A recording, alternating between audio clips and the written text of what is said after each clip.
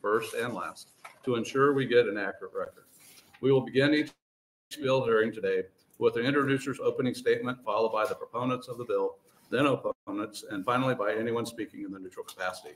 We will finish with a closing statement by the introducer if they wish to give one.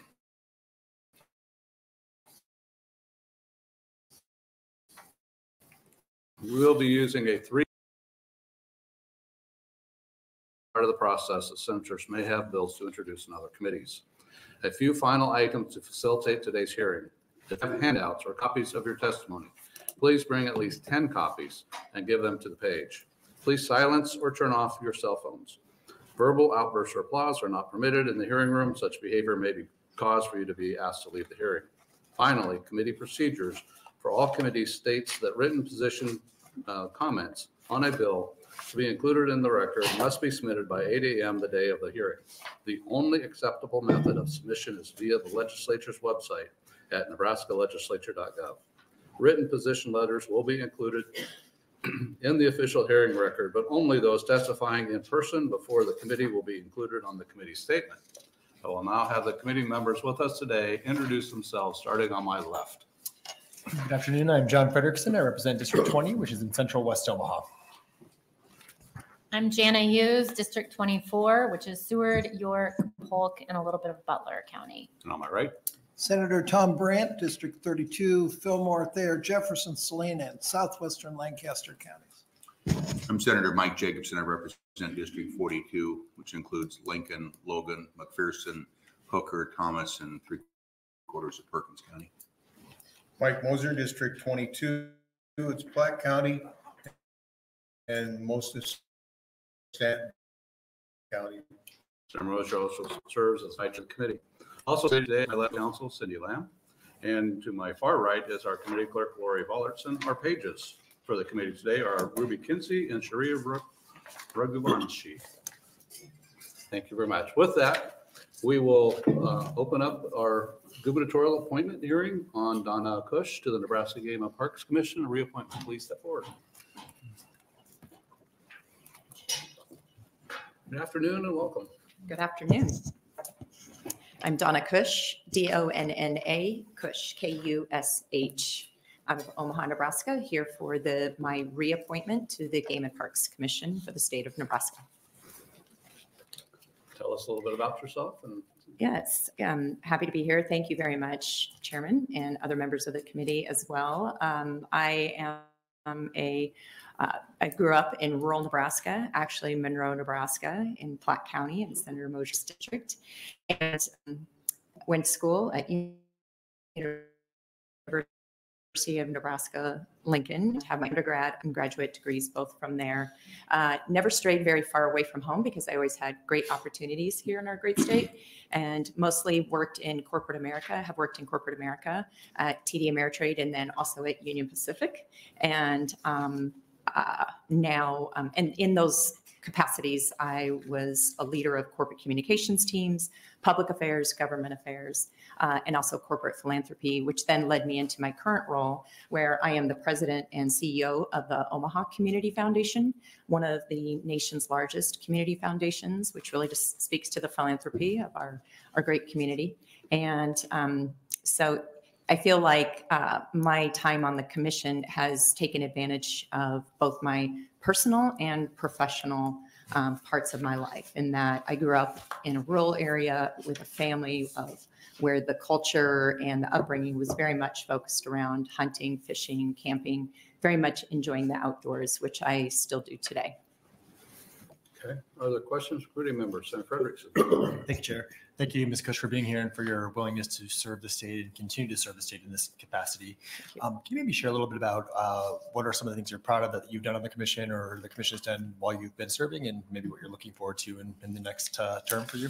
Yes. Thank you for that question. There are so many things that my fellow commissioners and I have been working on and very proud of. One of those has been actually our leadership, who's sitting behind me. I was part of the selection committee for Tim McCoy, and I'm very proud of the process that we followed through that whole through that whole interviewing and everything that we did. And to say that, you know, we really looked far and wide and believe that we hired the best leadership, and we see it now across the entire organization in the team and the culture of the organization and future leaders of the organization as well.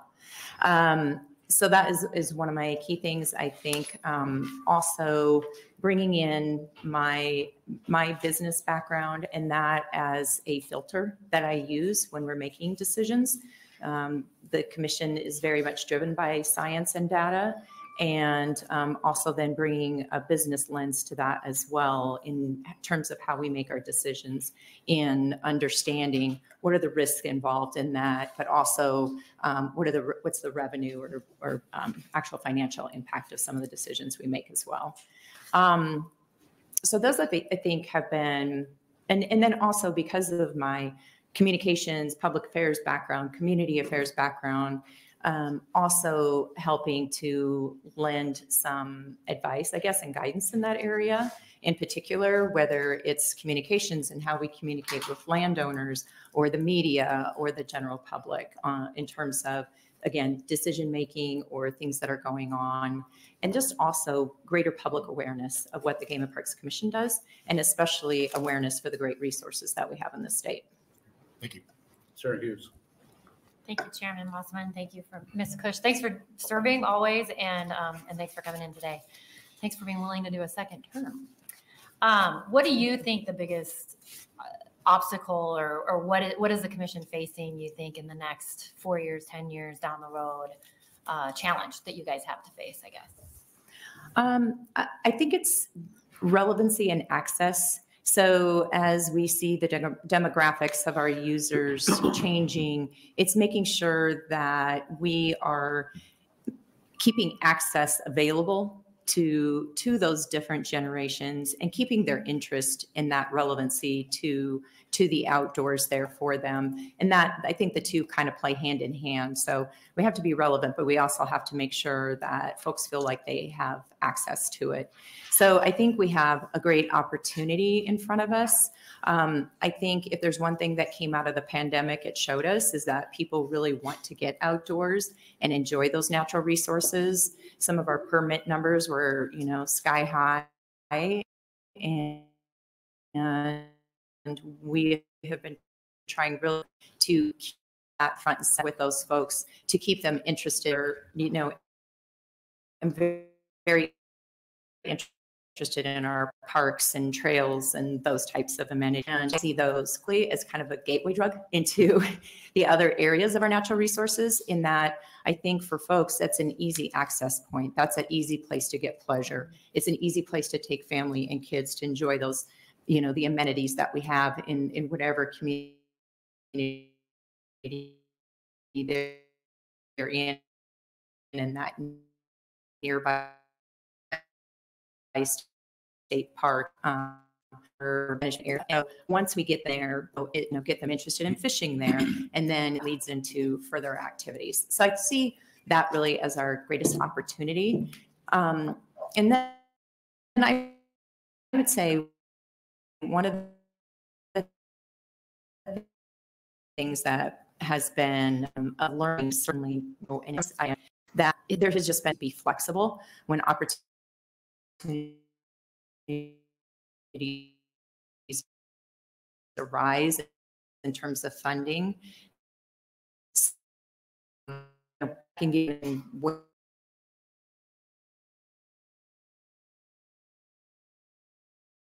needed the improvements.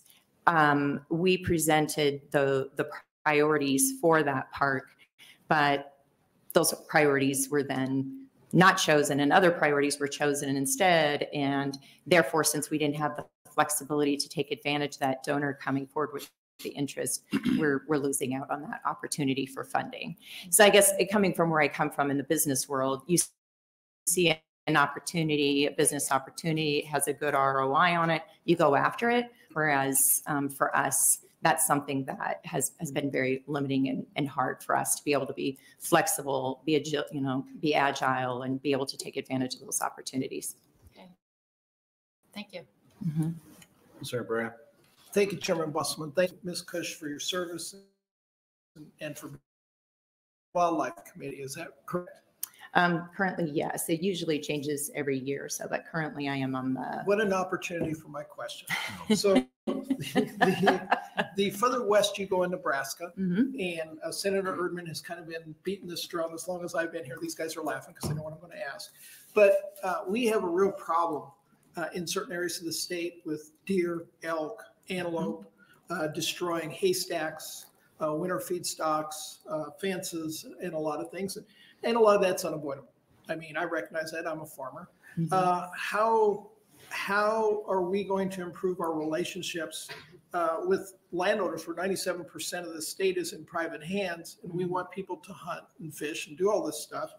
But when people get a bad taste in their mouth, they just kind of throw up their hands and say, I don't want anything to do with letting anybody hunt, fish, or game in parks. Yeah, understandable. And I'm good friends, and my family has long been good friends with one of the largest farmers, I think, in the Valentine area. So I'm very familiar with not only the issues that they've had with elk, but also the work that the commission has been doing with them. And it's been a very collaborative effort to figure out what kinds of things, and they've been very good about allowing testing of different things to try to take care of reducing the population there. A lot of different things involving even some technology in some cases to see what can be done there. So I think that's the number one thing is communication and collaboration with those landowners. It's not always been great, and we know that, but we're trying very hard to improve that, to listen to them one-on-one, to give them public venues to voice that concern. But then also then looking for new and innovative ways that we can help take care of those populations. So whether it's damage control, we can be able to different tools. And I think that's the thing too, is make sure that they're aware of those different tools that are available so that we can work with them one-on-one on what makes sense. Because in some cases, you're right. They don't necessarily want just anyone on their property to help with it, but then let's look at another tool then to see what works. And I was excited to hear you talk about trails, and the trails we have in Southeast Nebraska are water trails, and specifically kayaking, I think can be developed to a much greater degree in my part of the state, which doesn't have a lot of state parks or Lake McConaughey or when you go between Lincoln and Kansas, there's just not a lot down there, but we do have a lot of rivers and large creeks that could be developed. Do you have an opinion on that? I agree. I'm a huge fan of trails, water trails, otherwise for hiking, biking, walking, running, any of that.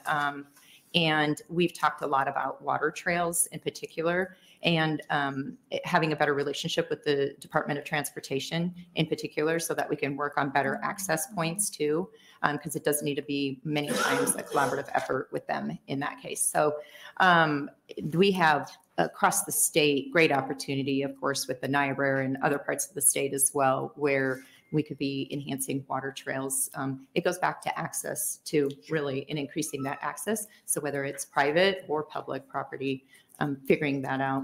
All right, thank you.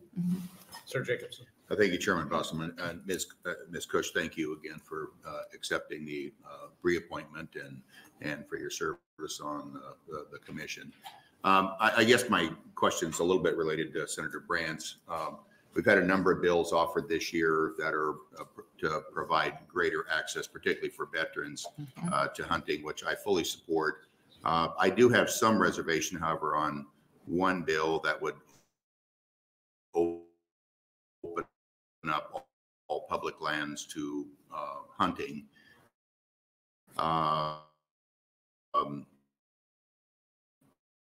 My concern is a lot of those publishers are ranchers who are livestock, and so when you have unfettered access to deer hunters, for example, the likelihood of having some livestock dead goes up significantly. Probably adds to some of the issues that Senator Brandt had mentioned. I know I've had some discussion with those on what that might mean for school leases in particular, which my guess is if there would be unfair access, you're going to see lease rates go down.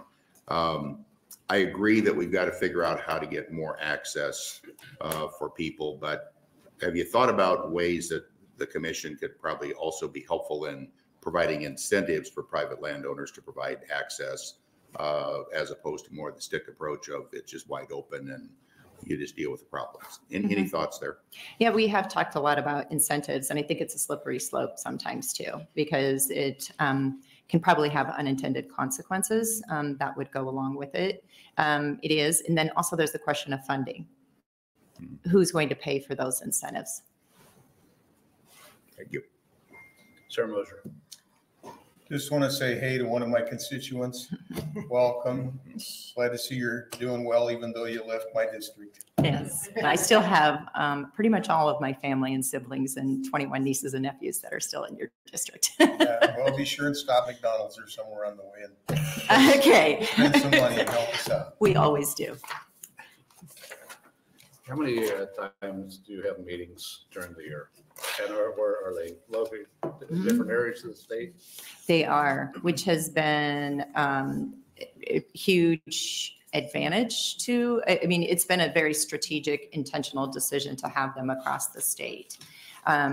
We couldn't be the Game and Parks Commission and have meetings in Lincoln 6 times a year and understand what resources, what the parks, you know, what shape are they in, how are people using them, and all of that. So we have 6 official meetings a year. And those are usually 2-day meetings where the first day is committee meetings and informational meetings. And then the second day is our formal official meeting. And then we we'll have some other meetings as needed for strategic planning or things like that. But those are everywhere from this year, from Fort Robinson to Kearney to Fremont, I think. Yeah. So and every year we look at having them in different locations again, so that we can see the different parks. Do you feel they're fairly well attended?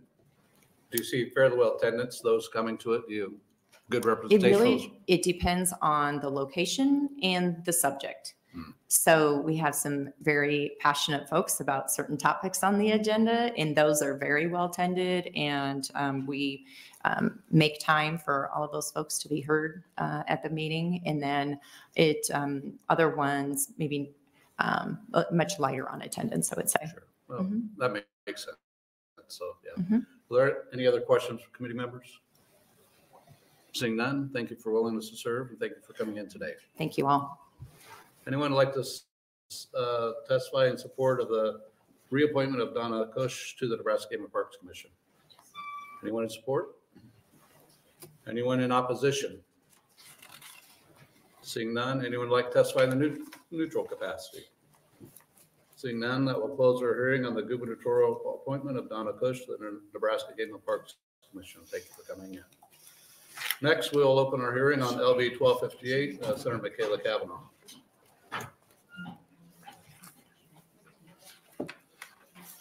She's on her way, Senator. Okay.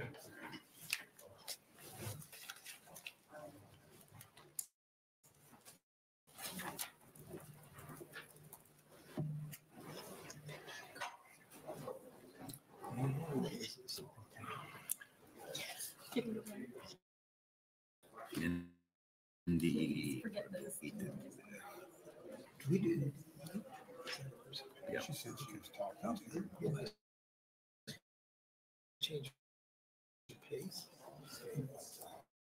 Sure, she's educated.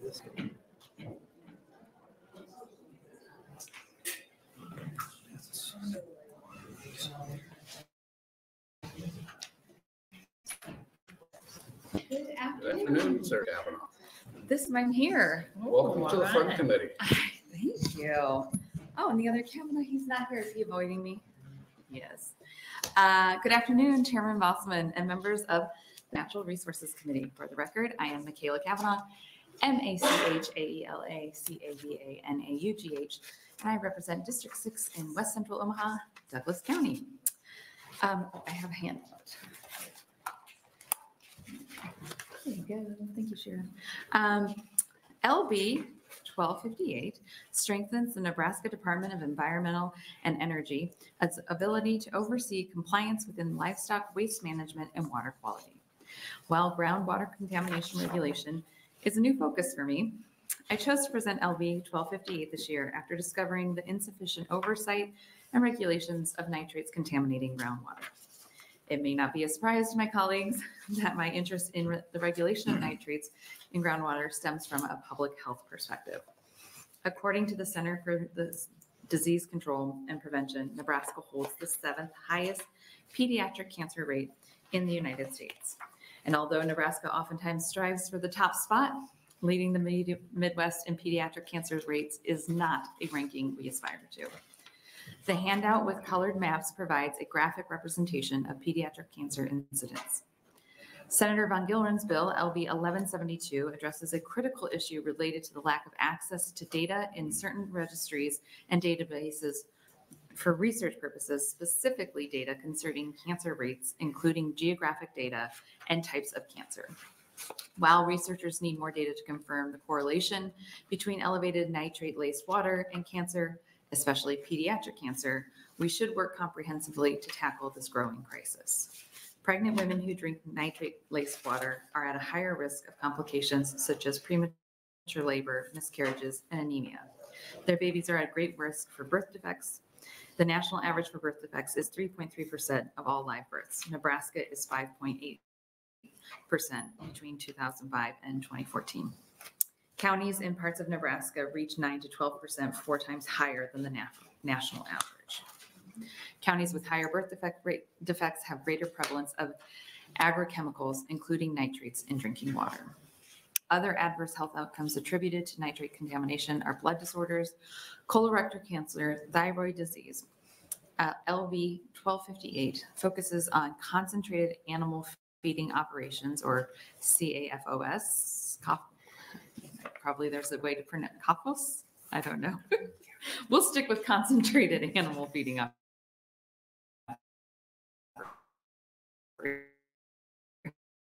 for now.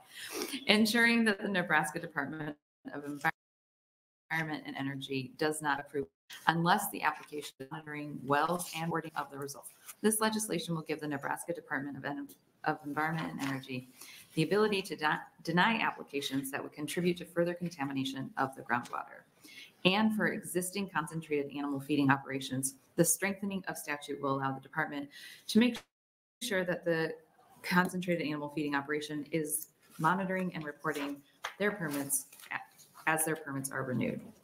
In addition to the reports going to the department, this bill requires the monitoring well reports go to the local natural resources district so they can update their nitrate monitoring. Recent news articles mentioned that the NDEE is understaffed. My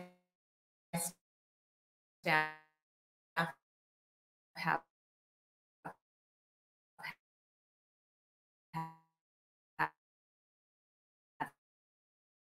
conversations that indicate that the majority of drinking water in Nebraska is sourced from groundwater, including 80% from community public water systems and private domestic wells that are nearly 100% rural residents. Individuals and public entities are spending millions on trying to filter nitrates and other contaminants out. There's a lot of reverse osmosis happening in these communities. The evidence is mounting that not addressing the problem is only making our children more sick and our groundwater more contaminated. Instead, we need to put more effort into addressing the sources of contamination. This is not the only avenue to address the problem of contamination in our groundwater, but is a positive small step in addressing our very large problem. I ask for your support of this bill. I'm happy to answer any questions to the best of my ability. Again, this is a new area for me. And that's it. Thank you. Okay, thank you for your opening questions. Sir Brandon. Thank you, Chairman Wasserman. Thank you, Senator Cavanaugh. CAFO? CAFO. That's how they're pronounced, CAFOs. It's with a C. It is, but that's just Oh, the okay. nomenclature. I've been around this. All right, I'll trust you. So what problem are you trying to solve that the existing regulations do not address? So essentially, the existing regulations don't have any teeth to them. This is codifying the regulations so that they are enforceable in a way that they currently are not enforceable. Well, I guess I'm confused because if I get my permits to build a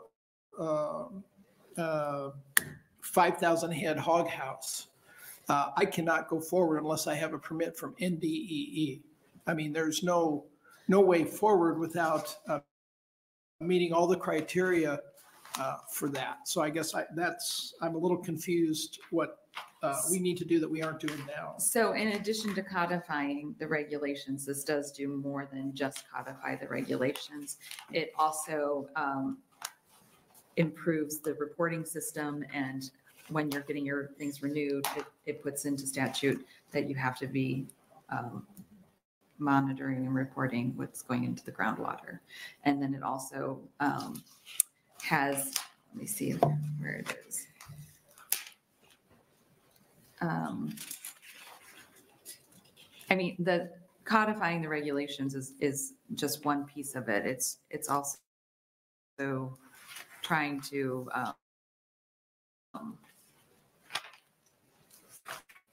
monitor and issuing and putting it into statute. I mean, that's essentially what it is. Okay. I don't know. That's not probably really answering your question. I might have to get back to you on a better answer. All right. Sir Frederickson. Thank you, Chair Bossman. Thank you, Senator Cavanaugh, for being here and for presenting your bill. Welcome to Natural Resources, your debut. And you're in green as well. So yes, that was on purpose for sure. I don't know if you mentioned this in your opening or not, but with this bill, is there any process where if one of these is in operation currently, for example, is there like a grandfathering in component of this, or does this have the possibility to actually impact or shut down? I'm phoning a friend on that. No, it does not have a grandfathering clause. I don't believe it should impact shutting anybody down. It would just impact readdressing and assessing the work that they're doing and how they're doing it and what is going into the groundwater. So it wouldn't result in a cease and desist of your activities. It would result in a reevaluation of your operation and how you are operating. Got it. So this would not prohibit these operations from moving forward with their practice as long as they're taking action to mitigate potential. Yes, and to Senator Brandt's point, this is already the regulation, so they should be doing this. So it shouldn't impact them. They should be doing this already, but this is putting it into statute. Okay, because I think this has been in the news recently, obviously, Yes. sort of impact of nitrates in water in our state in particular. So I guess what I'm trying to wrap my mind a little bit around is, what is it about current regulation that is either not being enforced, or is there help? Can you shed some light on that? Or My understanding is that it is not being enforced and that this would create additional guardrails around the nitrate levels that we should be having that are safe and appropriate. And so we do have regulations, but the regulations are not being followed. And part of that is possibly from understaffing, but without having it in statute, we're having a difficult time in enforcing our own regulations or the agency's own regulations. thank you. Sir Hughes. Thank you, Chairman. Thank you for bringing this, Senator M. Cavanaugh. We call you M. Cav. MCAB. J. Cav isn't here right now, but M. Cav is. Okay, so my read of it is NDE does this all except for the monitoring of the wells and you added the monitoring and reporting requirements every week that they're getting built and all that. So, and maybe this is a question, wouldn't it be easier to just go to NDEE and have their rules changed versus legislate it? Or, and I'm not going to say I know how NDEE decides what rules they have, et cetera. So, Well, it is my understanding that this is a longstanding issue. And so longstanding issue meaning the oversaturation of nitrates in groundwater. Well, yes, but that's from a multitude of reasons. That's not necessarily just from Sure. this. But. And this is one avenue in addressing the oversaturation of nitrates in groundwater. And NDEE has it in their regulations as to what the nitrates should be, but they're not, for whatever reason. Well, they can't be built. They're already set back 2 miles. They're already 100 feet from a domestic well.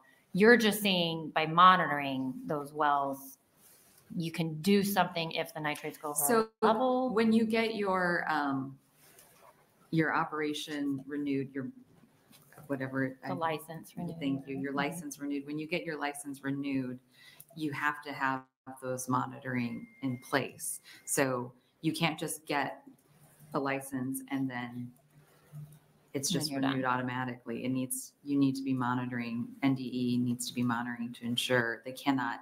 This basically prohibits NDE from reissuing a license without ensuring that they're.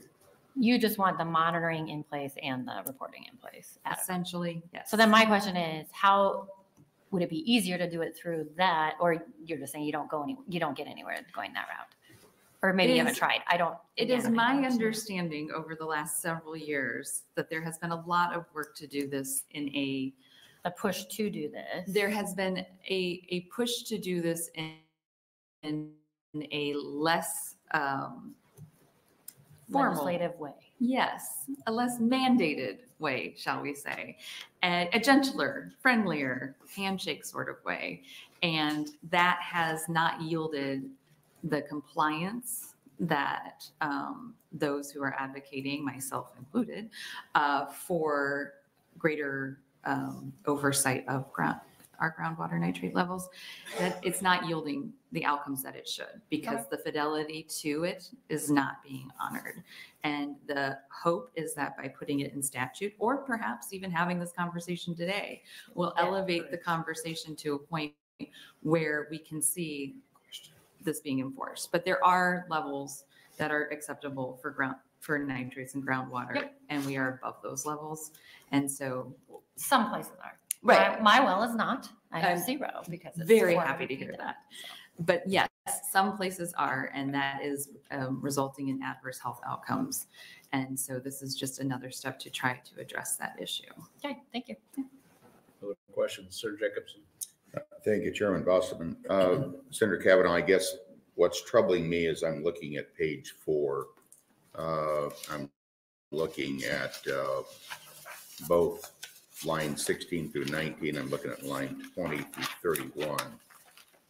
We're talking about weekly inspections at the production area of all stormwater diversion devices, runoff diversion structures, devices channeling contaminated stormwater to the facilities, daily inspection at the production area of water lines, drinking water, or cooling water lines, daily monitoring.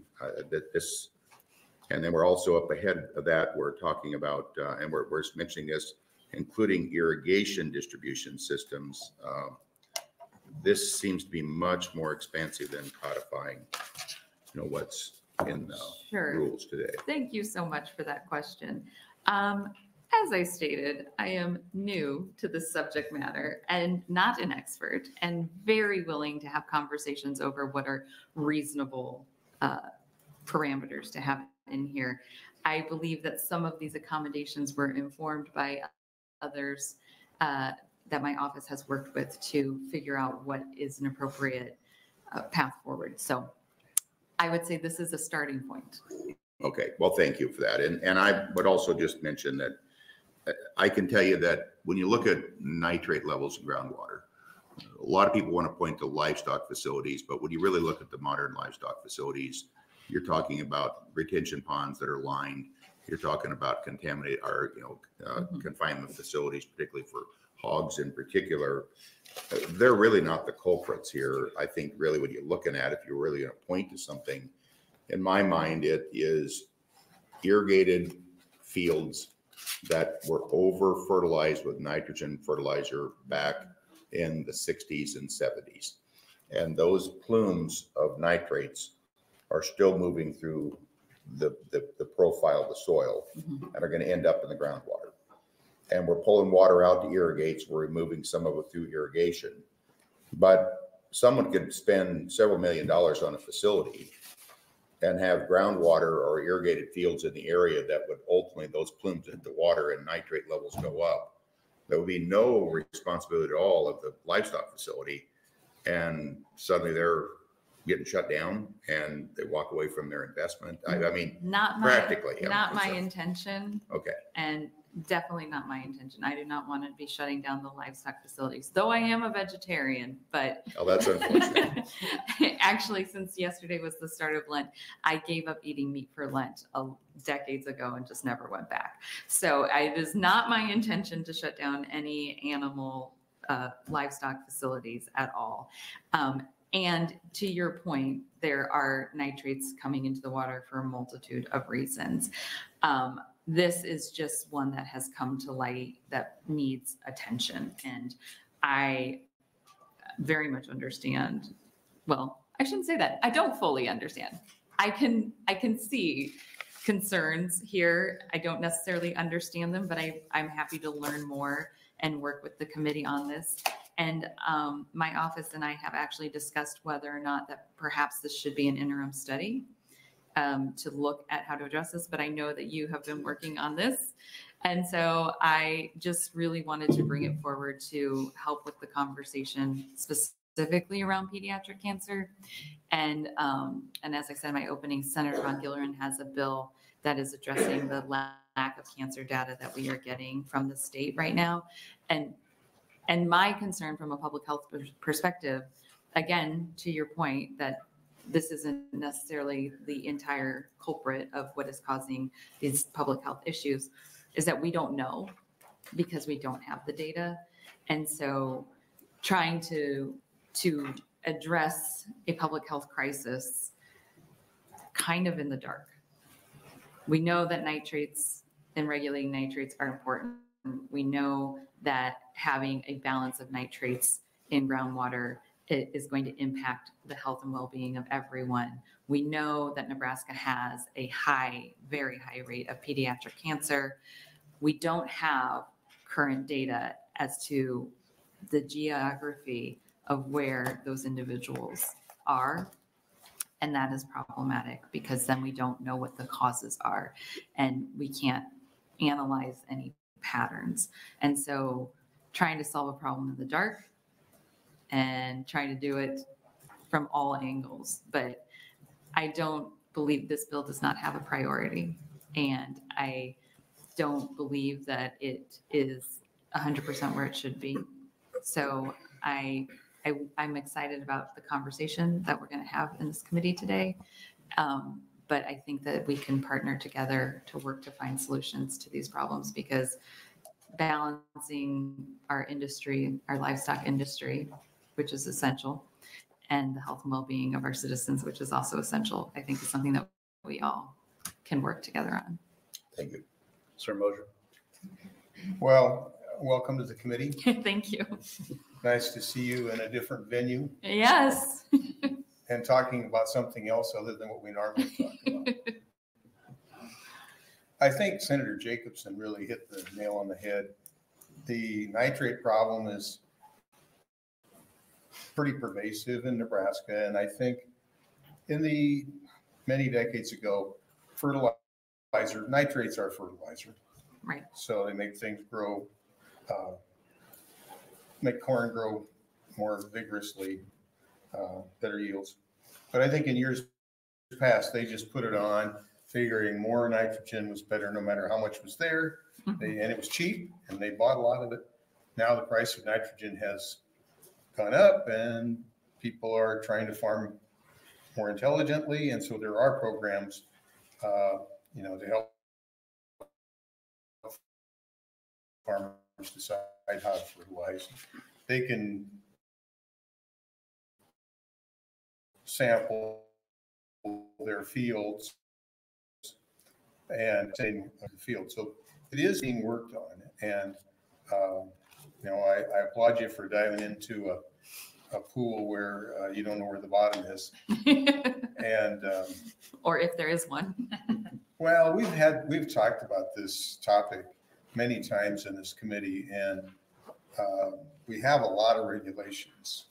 And, to say the regulations aren't being followed, that may be so, but it's kind of a balance of how strict you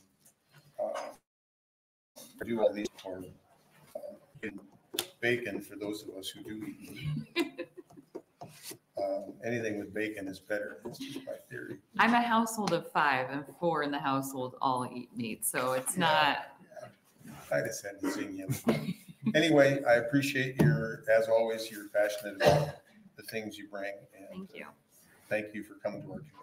Thank you. And I do want to acknowledge, I know Senator Bosman, Chairman Bosman, has been working on this for a very long time. This is just the aspect of the rise of pediatric cancer and the possible correlation that has been heavily reported on is something that I thought warranted a public conversation. And I appreciate that. We do, since before the last session ended, the RAP started up again, which is water resource with the acronym those, but UNL, Chancellor Bain, Dr. Gould, all of our egg producers, all of our NRDs, DNR, NDE, Chairman Howard, myself, for the committee as committee. So you're right. There are a lot of things we've been working on. Currently, for those who may be listening and those who don't know right now, you do have the opportunity to test your water, your well water, through NDE. There is a program out there currently right now. It does not cost you anything. You just have to go online and request that. So I believe you can go on NDE's website, or your public health department. Your local public health department has information on it too, because what we're working on right now is that's doing part of what you're talking about, Sir Cavanaugh, is trying to map out if we have nitrate, where the nitrates are, what levels those nitrates may be, and maybe where they are within the ground.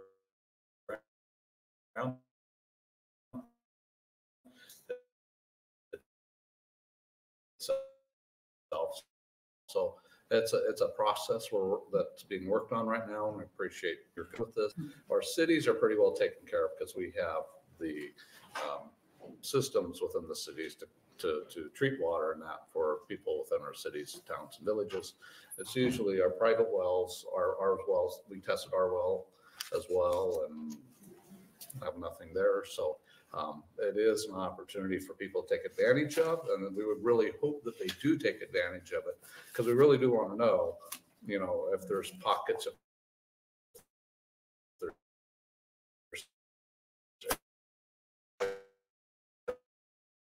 areas in the state that we do have a concentrated area, what that is. And then the next step will be kind of to look at that. How do we now begin to treat that or handle that with the wells that are there, and just that public knowledge. So I do appreciate you bringing the bill. Interestingly, over in HHS, we also have a bill on water right now and fluoride in the water.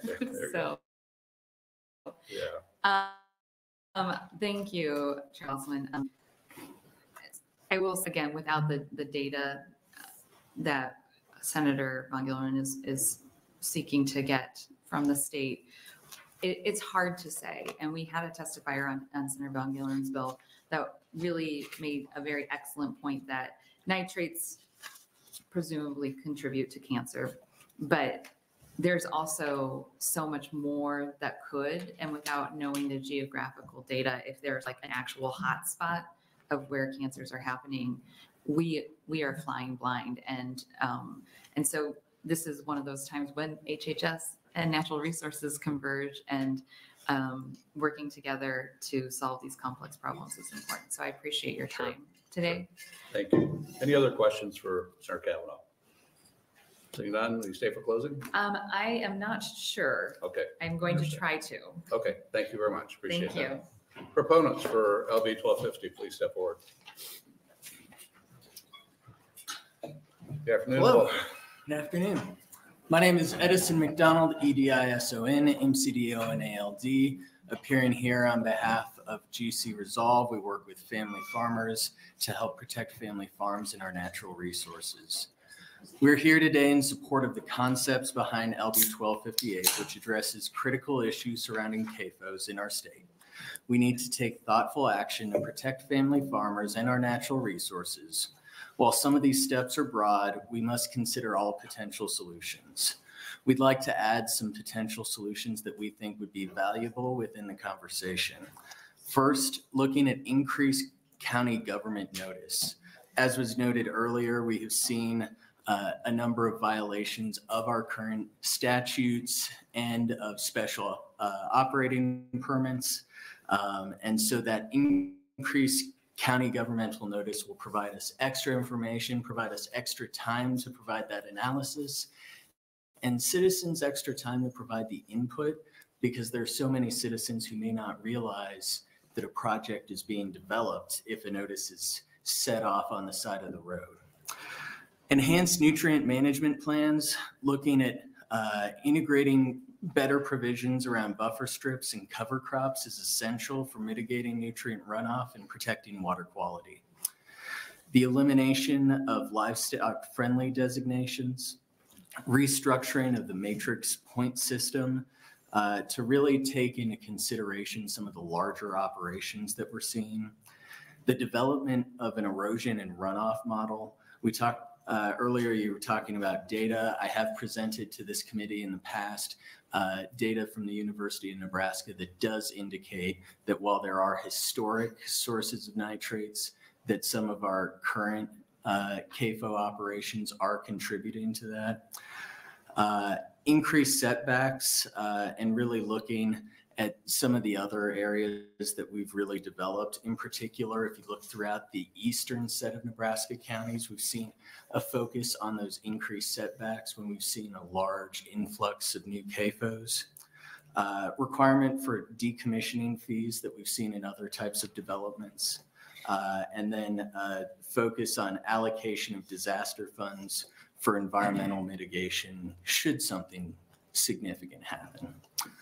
With that, we'd love to see this conversation move forward, hope in the interim to see this develop more, and would love to help to host any of the committee members who'd be interested in attending some of the sites where we've seen some of those violations. Good. Thank you for your testimony. Other questions from committee members? Seeing none, thank you very much. Next proponent for LB 1258, please.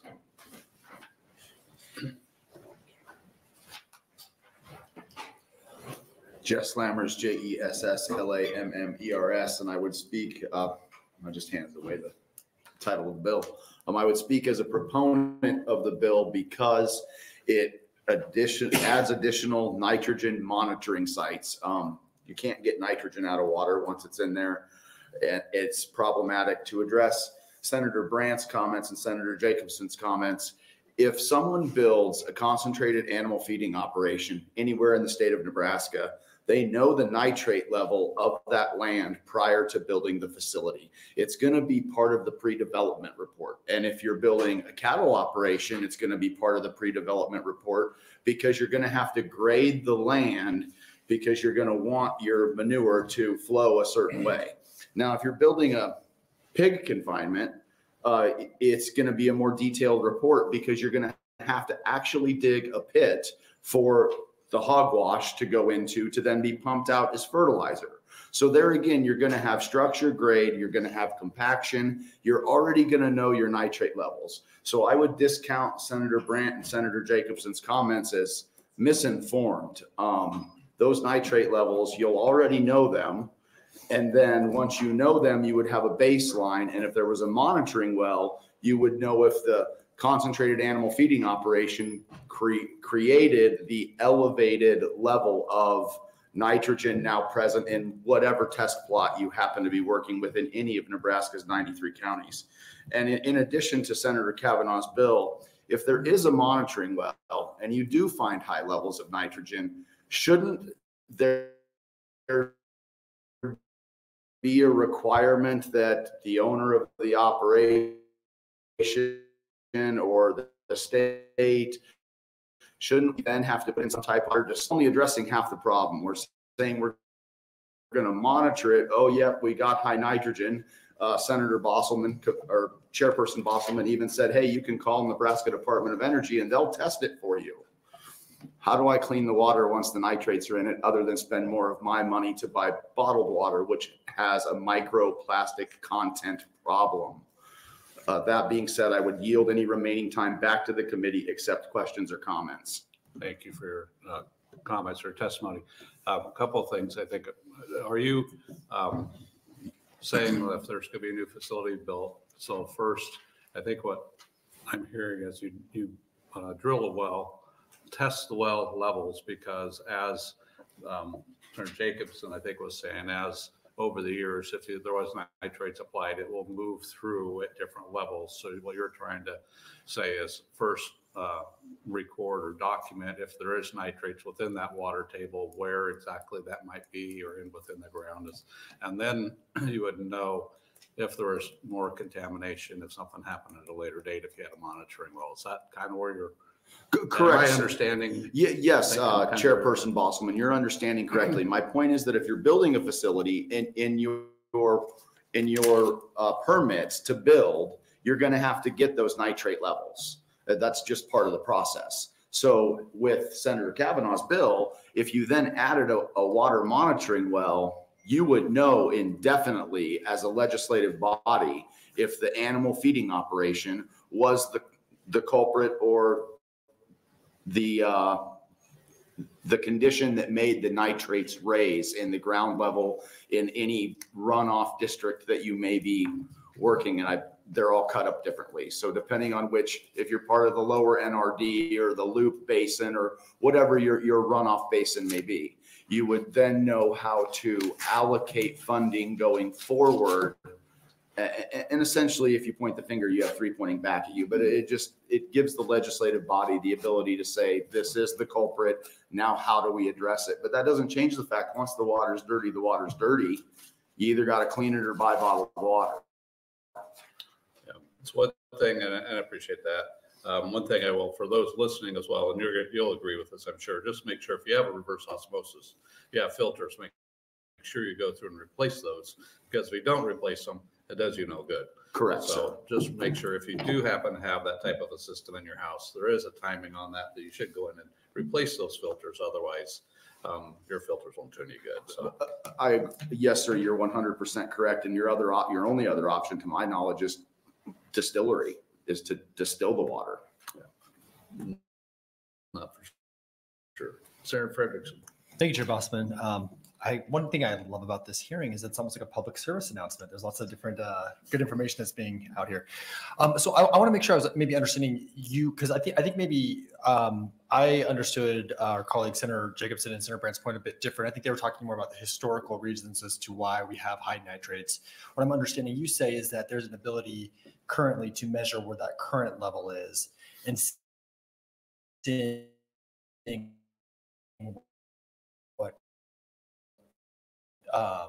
how current practices are maybe impacting those levels. Senator Frederickson, that Senator Brandt and Senator Jacobs comment, but current facility. Now, I'm not today. If I applied for a permit in any of Nebraska's 93 counties to build a concentrated animal feeding operation, and I don't care if you're talking bovine or Scrophus domesticus, the pig. I don't, whichever animal you're talking about, if you build a new facility today, you are going to have to take samples of that dirt, and it's going to include the current nitrate level. Mm-hmm. So if Senator Cavanaugh's bill was implemented with a well within some justifiable distance to the feeding operation, you would then unequivocally know whether or not the feeding operation was contributing to higher nitrate levels in that area. And I guess my other question is, once you go deep enough in the ground, right, so 200 feet in, mm-hmm. It's possible the nitrates there could be coming from neighbors miles away. I mean, is there? As a guy who's highly educated in soil sciences, I was educated by Dr. Raybould, the old man Raybould from Western Nebraska, the town, not the direction. I would disagree with that statement. Is there a possibility that leach is happening through the soil horizons? Yes, but at the rates that would be currently discussed causing pediatric cancer, no, the neighbor is not losing that much nitrogen to my field. And if the neighbor is losing that much nitrogen to my field, he's not a very happy farmer because he's not getting the yield he wants. And he's certainly asking his agronomist, where's my nitrogen going if it's not going to my plants? And obviously I'm seeing a direct increase because my corn's growing like a son of a bitch and I ain't putting no nitrogen on it. So that's going to fall on the agronomist. And I don't think any astute producer, whether it be corn, soybeans, milo, or hogs or cattle, is going to let that much nitrogen leach without being cognizant of the problem. And maybe they're cognizant of the problem and ignoring it because of the cost of cleanup or the other ramifications that would again offset business profits. I mean, everybody's in business. I know they love the land. There's good stewards. But as Senator Jacobson and Senator Brandt pointed out previously, years ago, or late 80s, early 90s, nitrogen was cheap and grandpa's measurement was glug glug. Glug glug is not an appropriate measurement according to the Nebraska Department of Agriculture. My grandfather would argue. Thank you. You're welcome, sir. Seeing no other questions, thank you for your testimony. Yes, sir. Next proponent, please.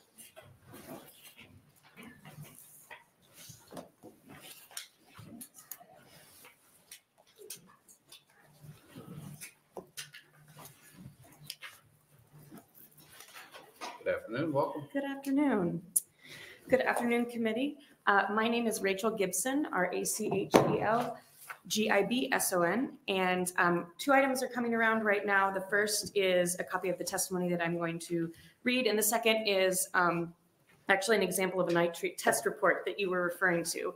And sometimes I want to give some context because I visited with you all last week, and I think it was a bit of a surprise that someone from the League of Women Voters is showing up in our Natural Resources Committee. But when our organization started over 100 years ago, it had kind of two main goals. One was to educate folks civically, and then the second piece was to actually get people involved. And so this, our involvement with this and our opinion and insight on this are basically coming from people who are in Nebraska, living, experiencing these things, and then researching them and bringing them to the forefront. So with all that said, I would like to say that our letter here was penned by Claudia Stevenson, who's the Natural Resources Director.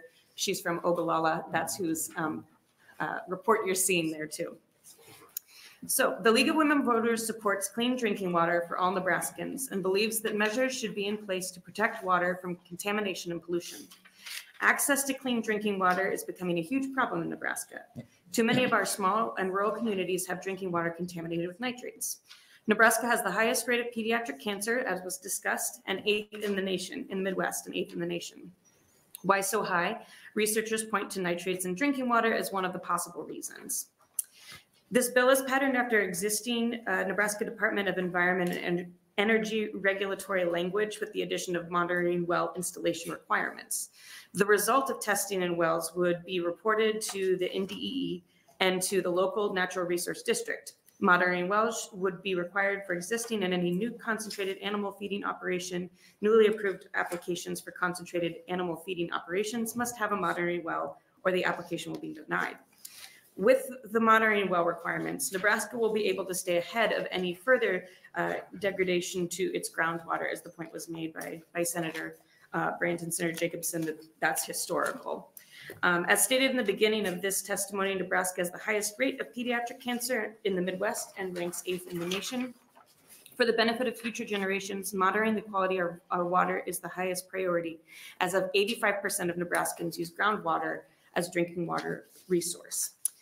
For this reason, the League of Women Voters of Nebraska supports LB 1258 and asks that you move this bill to the floor, or at least continue the debate and conversation that Senator Cavanaugh has brought today, and you've been working on for quite a while. Thank you for your testimony. Questions from committee members, Senator Brandt. Thank you, Chairman Bossman. Thank you, Ms. Gibson, for your testimony today.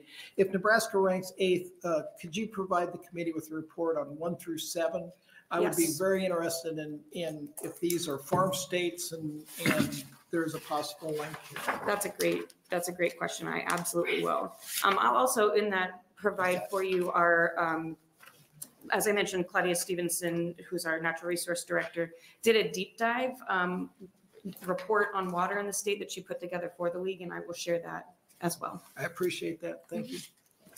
Sir Jacobson. Yes, thank you, Ms. Gibson, for your testimony. I guess I'm kind of going back to this idea that, so we're looking at monitoring wells and trying to find people that are contributing to the problem. So what about consumers? What about people who are putting fertilizer on their lawns? And we looked at the rate in which that is being applied. And I can tell you in North Platte, where I live, you could dig a post hole and hit water. Yeah. Okay, so where do we stop? Who all is going to be here? I know I've been accused of being misinformed, but I've been involved in farming for all my life and working with farmers all through my lifetime. And I'm fairly familiar with how the water table works. I'm fairly familiar that water does flow underground and water does get mixed together. And when you have livestock facilities that get built, there is generally a lot of farmland in that area. And I don't necessarily control historically what farmers put on their land. I would also argue that I don't think farmers are being careless back in the 60s and 70s. I don't think they were aware of where this nitrogen was going. And once they became aware of that, the NRDs have been very responsible in terms of water management and nitrogen management. I can tell you where my farms are located in Hamilton County, are just on the southern edge, just across the border in Hamilton County and Clay County, that we're in a high nitrate area. And I can tell you that I'm in a corn soybean rotation with my farm. And if I wasn't in a corn soybean rotation, I'd be required to do soil samples every year and submit those. I'm required to not apply any fall applied nitrogen till after the 1st of November. It has to be stabilized. It has to be limited in how much you can apply at any one time. The NRDs are all over this in terms of modern day practices. But I'm just telling you that there are nitrates in the soil that we're not going to retrieve. It's heading down.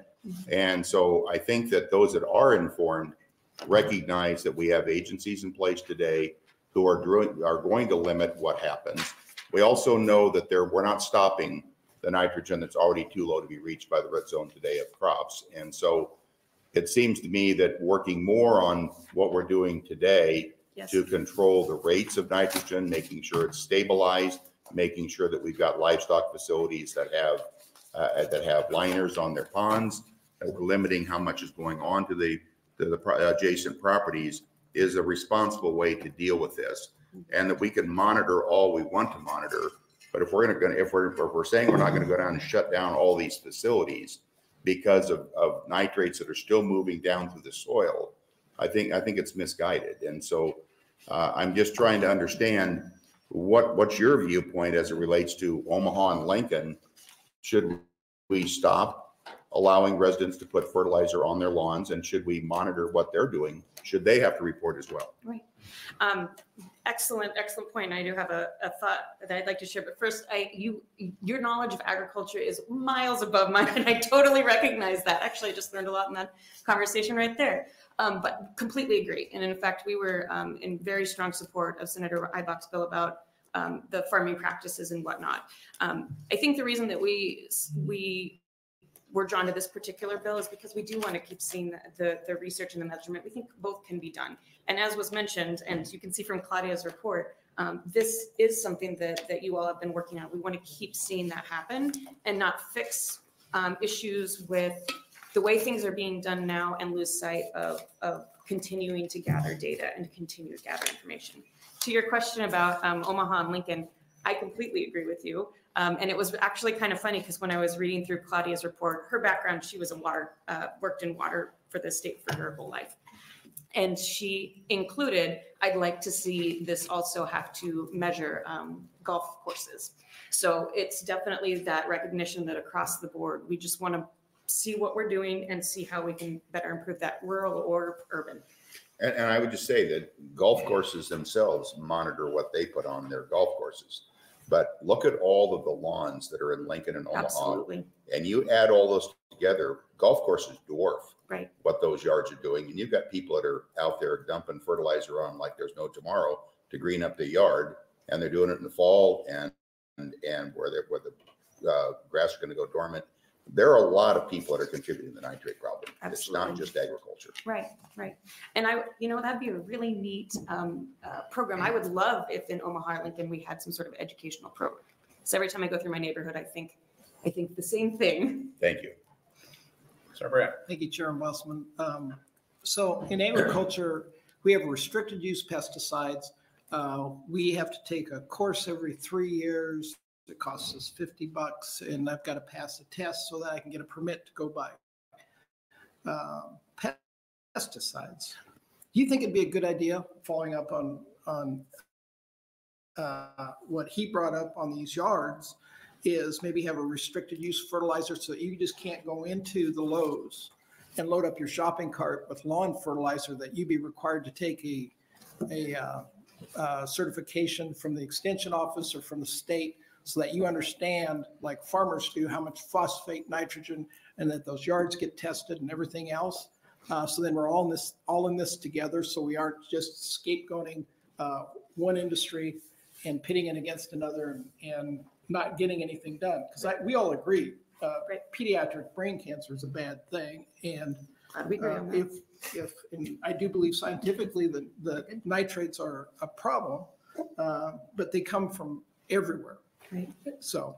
Yeah, no, that's, and I should be very careful here. So this is now Rachel Gibson, citizen, speaking as opposed to the league, because we have, stances and whatnot that I would have to ask Claudia about. But I honestly don't think it would be a bad idea to find some way to better inform folks. Because I think also a lot of people, just as farmers respect the land, I think a lot of people just don't realize the harm they're doing, like the farmers who originally used nitrates. I mean, I think it would be an educational effort for particularly urban folks would be very useful. So, and the other thing I'm thinking of is lawn companies. I don't know actually if they have any requirements to do that, but that might be something we're thinking about.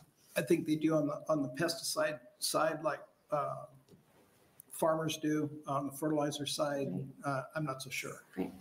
Our biggest takeaway is we like the idea that we're monitoring this, and we've already got these really great rules in place. Let's make sure we keep doing that. Sir Fergus.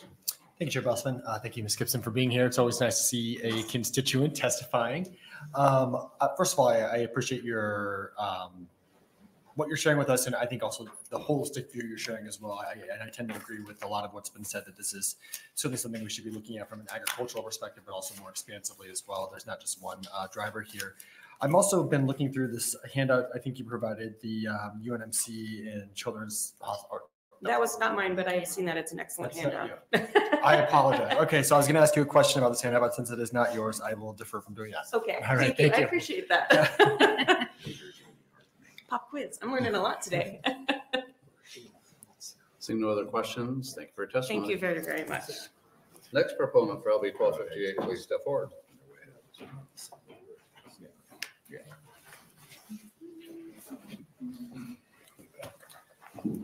Good afternoon. Senator Bossman, members of the Natural Resources Committee. Good afternoon. My name is Al Davis. I'm the registered lobbyist for the Nebraska chapter of the Sierra Club, which is made up of over 3,000 individuals with a focus on the environment. We want to thank Senator Cavanaugh for introducing LB 1258, which we feel is an important bill and a good first attempt to get a better understanding of why our aquifers are becoming more and more contaminated with nitrates. Alan Giebert addressed the crisis of nitrate contamination in an article in the Journal Star, which ran on Sunday, the February 11th edition of the paper. Giebert quotes Eleanor Rogan, the chief of the Department of Environmental, Agricultural, and Occupational Health at UNMC. Dr. Rogan stated, and I quote, "It's pretty obvious that in the areas where levels of nitrates and other agrochemicals in water are higher, you get more pediatric cancer and birth defects," unquote. The science is showing us that we have a serious problem, one which is killing or maiming babies and young children and possibly contributing to the early deaths of adults. The objective of LB 1258 is to gather information about existing CAFOs and to try and impose better management on animal feeding operations via a rigorous defined inspection protocol designed to prevent accidental spills. In addition, monitoring wells will be required in groundwater management areas, which will give the department good information about the long-term potential damage to the aquifer. The bill also gives NDEE teeth to deny an application when there are justifiable reasons for doing so. Nebraska has been blessed with vast natural resources, with the bountiful aquifer contributing immeasurably to the wealth of Nebraska. Other states have depleted their share of the aquifer by overuse, mining the water until it is gone.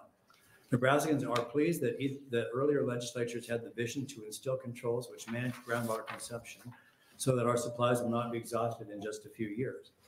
Other states like Iowa had lax regulation of animal feeding operations, resulting in extensive degradation of the aquifer under that state. That has produced a problem for cities like Des Moines, which relies on water from a contaminated watershed for urban purposes, and that produced lawsuits a few years ago. Where Iowa is today, Nebraska could be in a dozen years without some clear controls on CAFO locations, management practices, and more extensive regulation. Nebraska's abundant water resources are a magnet for out-of-state entities wishing to construct a CAFO here with our ample supply of grain available for feeding, temperatures which are cooler than most southern states, and where water is abundant and inexpensive. We lead the nation in cattle on feed, have significant investments in hog production, chicken production, and some dairy. By concentrating these animals in our state, concentrating these animals in our state can impose significant environmental harm to the state unless we're careful about managing our natural resources. Cleaning up the water table is much more expensive than protecting the water table via sensible regulation of the activities associated with CAFOs, and that is the goal of LB 1254. There's no easy solution, but the legislature cannot ignore the problem and postpone it indefinitely. Passage of LB 1258 should be a high priority for the committee. Implementing better management will save lives. And I wanted to say one more thing. And Senator Bosman, you referenced the monitoring things that have already taken place with regard to lagoons and things, but we know that the lagoons at Meade failed, and so deposited a lot of contaminated water into the aquifer. That's an example of NDE not really doing their job, in my opinion. So the bill includes things that will hopefully instill a more aggressive approach from NDE and trying to monitor things. We don't want to run business out of the state, but we want to do a good job with what we have. Thank you. Okay. Questions from committee? I guess my question would be, under the Federal Clean Waters Act, the National Pollution Discharge Elimination System that covers CAFOs, do you think what the bill sets new regulations different from or more strenuous than what is already required by the feds? Well, I'm not an expert at this. I think it largely follows the guidelines that are already available. I think, and Senator Jacobson referenced this, there are a lot of pieces of this bill that are investigative to preempt problems, which look sort of onerous. When you read the bill, you go, that seems pretty stiff, these regulations. But I think this is a lot of good business activity. I mean, that you need to check every day that you're not dumping contaminated fluid into the streams and rivers that go on down the creek. So that would be my opinion. Okay. Any other questions? Seeing none, thank you for your testimony. Thank you. Now off to revenue for the same bill. Other supporters for LB 1258.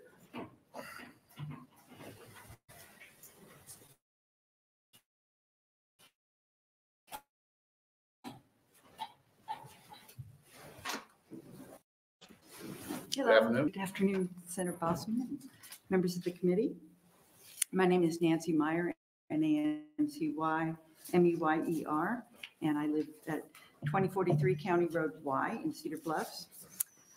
With the proliferation of CAFOs in this state, we badly need a set of strong standards guiding CAFO permitting and reporting requirements while in operation. For the past 24 years, I have lived in a beautiful rural area of Nebraska, just a mile and a half south of the Platte River. It's peaceful, clean, and a healthy place for me to have raised my children and my own food. 5 years ago, a chicken CAFO moved into our neighborhood. We had no notice that this facility was being planned just 3.5 miles from our home. Only people within a 3-mile radius were sent a postcard. They had 4 days notice of the planning and zoning meeting scheduled to approve the permit for it. 4 days. Most of the people in the area didn't even know what a CAFO was, let alone what it would mean for our community, and we had insufficient time to learn about it. Our neighborhood group was forced to hire an attorney to help us understand what we were facing. In the end, we succeeded only in getting some limited conditions put on the CAFO permit. These conditions were the kinds of things that should have been part of the requirements for permit approval anyway. And there were so many more things that had they been required for permit approval would have made our struggle completely unnecessary. Things like environmental impact reviews, buffer strips and cover crops where nutrients are to be applied, erosion and runoff models for the facility itself, emissions reporting, and disaster funds. These would have all made for a safer and more local area protecting arrangement that would have been far easier for neighbors to accept. As it was, we got ridiculously short notice to understand a complex factory farm that was suddenly being thrust into our midst. To make neighbors suspicious of and resistant to a facility than the process that is currently followed. The important thing about this bill is that the standards for permitting any CAFO should be strict, consistent, and enforced. By strict, I mean that strong standards should be included in LB 1258, and they should be set as minimums, allowing the local authorities to increase but not decrease those requirements in order to permit CAFOs. By consistent, I mean that they should be comparable to those applied to other facilities such as setbacks and decommissioning fees that are applied to wind and solar developments. And by enforced, I mean that there is a clear and adequately funded process for enforcing the standards. From what I can see, once facilities are built, there is little done when violations occur other than reprimands and sometimes fines, which, by the way, often go unpaid. This is not enough to discourage an operator from cutting corners at the expense of the local area and its residents. More than 2/3 of Nebraskans live outside or on the edges of Omaha and Lincoln metropolitan areas. These are the people who this bill will affect the most. So I urge you to consider the majority of your statewide constituents and support a strongly written LB 1258. Thank you. Thank you for your testimony. We have questions from committee members. Sir Hughes. Thank you, Chair Bosselman. Thanks for coming in, Ms. Meyer. Just something caught me at the very end of your statement. You said oftentimes the fines go unpaid. Do you have a percent of that? Like, do you have, what's your information for that? I'm just kind of curious. I live in the same county where the Alt-N facility is in Meade, and I understand a lot of those fines were not paid. Okay, but you don't have like no, I don't across have the board. Data. You That's know, true. only 10%. Okay, I was just curious. I caught my ear. And, Yep. Okay, thank you. Yeah. Other questions? I also want to say that I struggled with testifying in neutral capacity to this bill because I believe it doesn't go far enough. As you can see, all the things I'm asking for weren't even in what the introduced bill was by Senator Cavanaugh. I think there need to be a lot more strengthened restrictions included in this bill. And I also think that there's another bill that's in a committee that where the governor testified on behalf of the bill, saying that he felt that this bill would help remove the rancor that occurs when CAFOs move into people's neighborhoods. I think if you strengthen this bill, it will help remove that rancor. So, the citizens in a neighborhood would be really served by better notice and better information and more standard restrictions. Okay, thank you. Thank you. Thank you for your testimony today. Next proponent for LB 1215, please step up.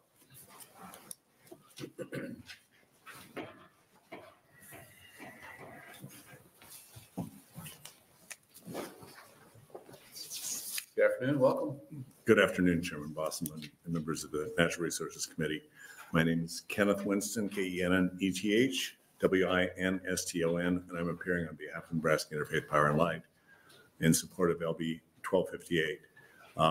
There's many messages in our faith traditions about caring for the earth and caring for people, particularly those who are most vulnerable.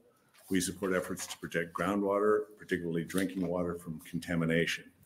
And I don't know, I thought there was a map that was going to be handed out showing all the places where there was groundwater contamination, but I've definitely seen the maps that show there's lots of places in Nebraska where there's groundwater that's been contaminated, particularly by nitrates, but there's other substances that also pose health risks. And particularly the health impacts that we're concerned about, as has been mentioned previously, are the impacts on pregnant women and small children. These impacts include birth defects, blue baby syndrome, and higher than normal rates of pediatric cancer. The monitoring wells, the distance requirements, and nutrient management reporting requirements of LB 1258 represent positive steps toward protecting drinking water and the health of mothers and young children. And I guess I also wanted to note that the legislature is on record in many areas of being of wanting to do that. So we think that's consistent with that. I also wanted to mention, as has been mentioned earlier, that Senator Eyeball has a bill that would provide incentives for reducing the application of nitrogen fertilizer. I testified in support of that bill yesterday, and then there's another bill in the Revenue Committee today that Senator Bostar has that would provide incentives for people to invest in reverse osmosis systems. So, and I'm going to go over there after I get done here. So we're very interested in whatever we can do to promote and protect people's drinking water, and we would encourage the committee to advance this bill. Okay, thank you for testimony. Questions from committee members? Seeing none, thank you for coming in today. Next proponent for LB 1215, please.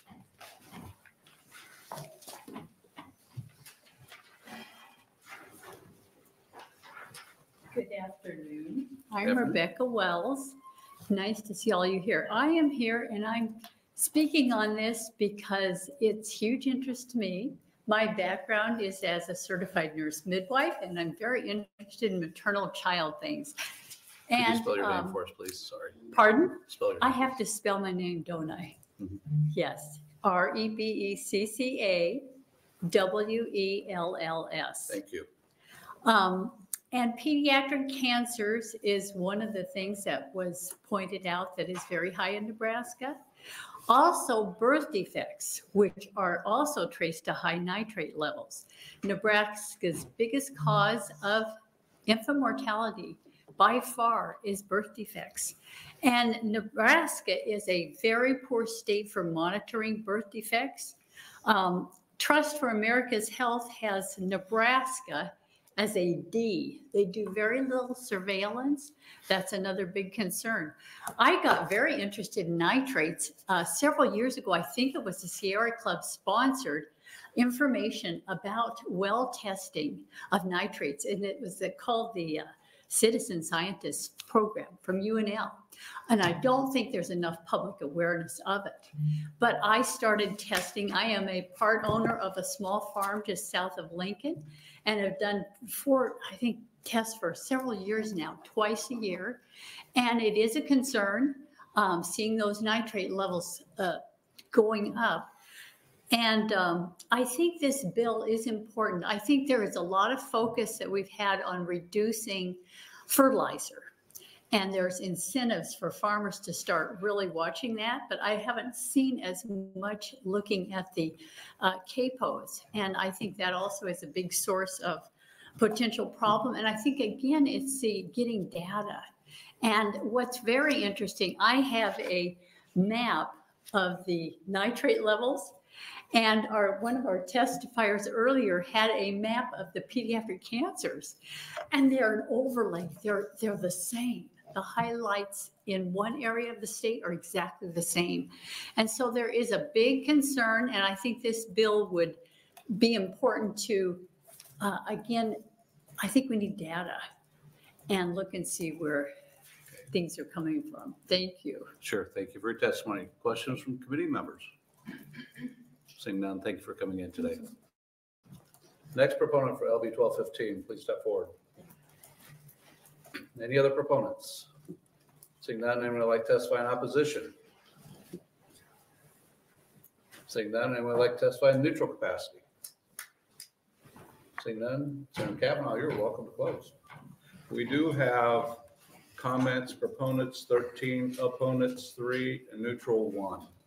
Well, I will try to make this brief. Thank you. Thanks to those that came to testify today. This has certainly been an interesting learning experience for me. And I think that I'm very much looking forward to continuing the conversation with everyone on this committee about how we can have a healthier, balanced Nebraska. So I'll take any additional questions if you have them.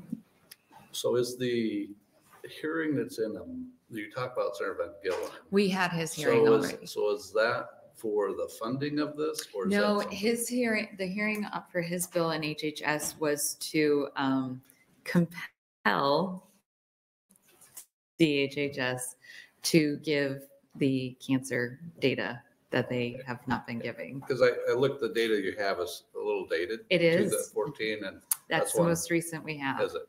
Okay. Yes, so it's hard to have real time look at patterns when we are not getting the data. Sure. I mean, that's one thing we're talking to within that group is Yes. start doing that finding. So appreciate that. Yeah, so we currently, the only data that researchers in Nebraska have, they get from the CDC, which is data that our department gives to the CDC. So it is a very elongated process. So Senator Von Gilren's bill would compel our DHHS to share that data so that we don't have to do that any longer. Understand. Yeah. Thank you. Any other Efficiency. questions? Any other questions? I'm seeing none. That will close our hearing. And I I'll was be- hoping I was gonna get a Yeah, question, well, but should we, does Senator John Cavanaugh have any questions for Senator Michaela Cavanaugh? Senator John Cavanaugh, District 9, Midtown Omaha, the Sunshine District. That's what it's called. You're not allowed to ask me Not, what questions. is that? You're making.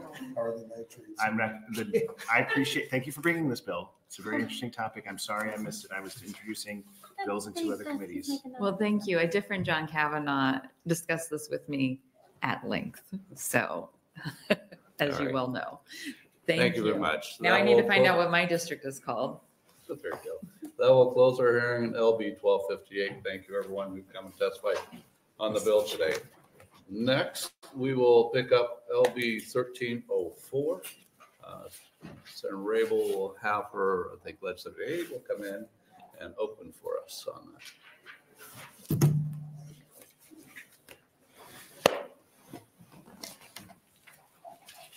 Good afternoon and welcome. Thank you. Good afternoon, Chair Boswell and members of the Natural Resources Committee. My name is Kate Wolf, Katewolfe. Appearing before you on behalf of Senator Jane Raybould. Senator Raybould regrets that she cannot be here and has asked me to introduce LB 1304. Over the interim, Senator Raybould participated in several meetings and listening sessions where water issues across our state, including on our tribal lands, was discussed. One of the ways she hoped the state could support our tribes was additional assistance in applying for federal grants aimed at improving tribal-owned community drinking water and sewer systems. She hoped that with the legislature's guidance, the Department of Environment and Energy could serve as an agency to assist them with such grants. In Senator Raybould's absence, I have had conversations with NDE and understand that grants of this type fall outside their area of expertise, and they feel they do not have the capacity to fill the intention of LB 1304. The department has been helpful in identifying other resources that we will share with tribal leaders. I am sure that the intent of LB 1304 has strong support from many groups and individuals, and Senator Raybould is grateful that the bill generated discussions that will hopefully lead to additional federal aid to our tribes. But at this time, Senator Raybould would not recommend the committee advance the bill. Thank you for your time. Thank you very much. Does anybody have any technical questions to the bill? Okay, seeing none, thank you. Anyone who would like to testify as a proponent for LB 1304?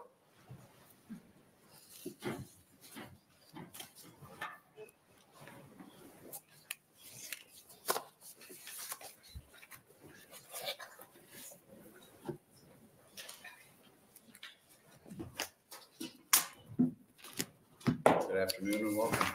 Good afternoon. Chairman Bosselman and members of Natural Resources Committee. I believe this is the first time I've ever testified before this committee. And it's very interesting listening to the previous bills. I am Judy Gosh-Kabosh, the Executive Director of the Nebraska Commission on Indian Affairs. And I'm a member of the Ponca tribe, and I am also Santee Sioux. Can you hear me okay? Spell your name, please. Oh, I forgot the spelling name. Judi, not Y, J-I, G-A-I. This session, as life goes, sometimes things flow in different ways, just as this. And I didn't know that this bill wasn't going to be asked to go forward, but I thought I would testify anyway because I want to thank Senator Raybould for all of her efforts to work with our tribal nations and go out and visit. I know this, she went and visited the Omaha tribe this summer along with Senator Day, Chair of State Tribal Committee, and she lands here in America. And we really appreciate that we have another bill that I already testified at before, appropriations to fund monies for our tribal nations to have clean water. And so I learned listening earlier, it was kind of fun to come to these hearings and people talking about river trails. That was a new term I hadn't heard. I serve on the National Rails to Trails Board, and I'm very, very supportive to trails. And I think that's really important. And I think about our First People, that we have treaties with the United States government that are supposed to protect our rights as long as the rivers run and the grasses are green. And so for the Ponca people, our tribe was terminated and then restored in 1990 without a land base. We have 4 federal treaties with the United States government. We are federally recognized tribes. In Nebraska, there are no state recognized tribes, as there are in other states. So although this bill isn't going forward, I do hope and I wanted to give you all the opportunity to get to know me a little bit better. And for those that I haven't really worked with, some of the new senators, Senator Hughes, it's really nice to have you here with us. And I hope that you will support when the bill goes out of appropriations for funding, that you then will on the floor move that bill forward. So for once in our history in Nebraska, our tribes can have what those treaties guaranteed us, and our tribal leaders and people don't have to buy always bottled water for our people. And our tribes also are farmers, and so they have to address and comply with all of those regulations that we discussed earlier. And on tribal lands, there is a high rate of Parkinson's and some of those things that I guess bleed into the soils. So with that, I am in support of the intent of what this bill was, and I support anything that will help our First Peoples to have access to water, and I would be happy to answer questions. Questions from committee? So in the discussions, within DEE, where could you tell us a little bit more about if you've been talking to specific individuals there? What's those discussions been? Or is that Senator Raybould mostly been in those type of discussions with their interaction with the tribe as well with the feds? This specific bill talks about that. Are you talking about, have I been in contact with the Nebraska Department of Energy? Yes, I have. They contacted me, a staff person over there, and we had a very robust conversation about all of these issues. And I think that they want to be supportive and helpful to us if we can find, cooperation and mechanisms. And I know many of you know always leads with his honoring 7 generations into the future that he learned about when he met with our tribes in Sioux City at a Rhodes meeting. He spoke of that out in the unveiling of Willa Cather at the U.S. Capitol. My daughter was there in attendance. She is an attorney that does water law, and she also did the pro bono work on Willa and Standing Beer going out there. So I have engaged with Dave Lopez in the governor's office to hopefully be supportive to all of this, because that is what you say, walking the talk 7 generations into the future. The bill of Senator Raybould's would do that. Okay, great. Any other questions? No. Seeing none, thank you for your testimony. Other supporters of LB 1304, please step forward.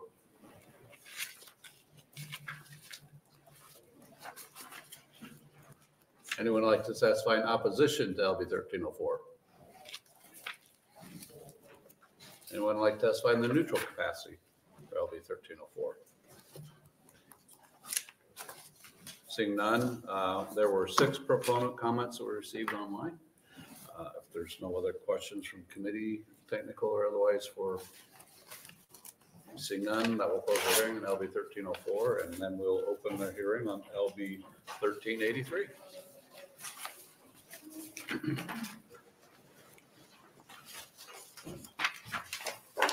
Good afternoon. Good afternoon again. Good. Chair Bosselman and members of the Natural Resources Committee, my name is Kate Wolf, Katewolfe, appearing before you on behalf of Senator Jane Raybould. LB 1383 would transfer $10 million from the Intern Nebraska Cash Fund to the Nebraska Department of Environment and Energy for grants to tribes to improve community drinking water and sewer systems. As Senator Raybould worked to find as many resources as possible to assist our tribal members with the challenges they are enduring due to unpotable water on their land, our office identified that the Intern Nebraska Cash Fund was being significantly underutilized. In fact, the fund had earned more than it had expended. Senator Raybould wholeheartedly supports the Intern Nebraska Fund, a program rather, but feels that when Nebraskans have lived for 4 years without clean drinking water, like our citizens on the Santee Sioux Reservation have, we should leave no stone unturned. I'd like to address a couple of issues that I didn't have in my written remarks. In conversations that I've been able to have with NDEE, one of their concerns was the way that they process grants typically of this type. They send the money and then there is always a provision that there would need to be a clawback. And there are some concerns raised about the sovereignty of the nations, whether or not that would be possible.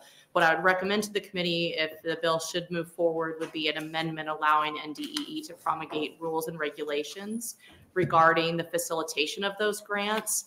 They recommended it being more of a reimbursement or similar to the osmosis rebate program.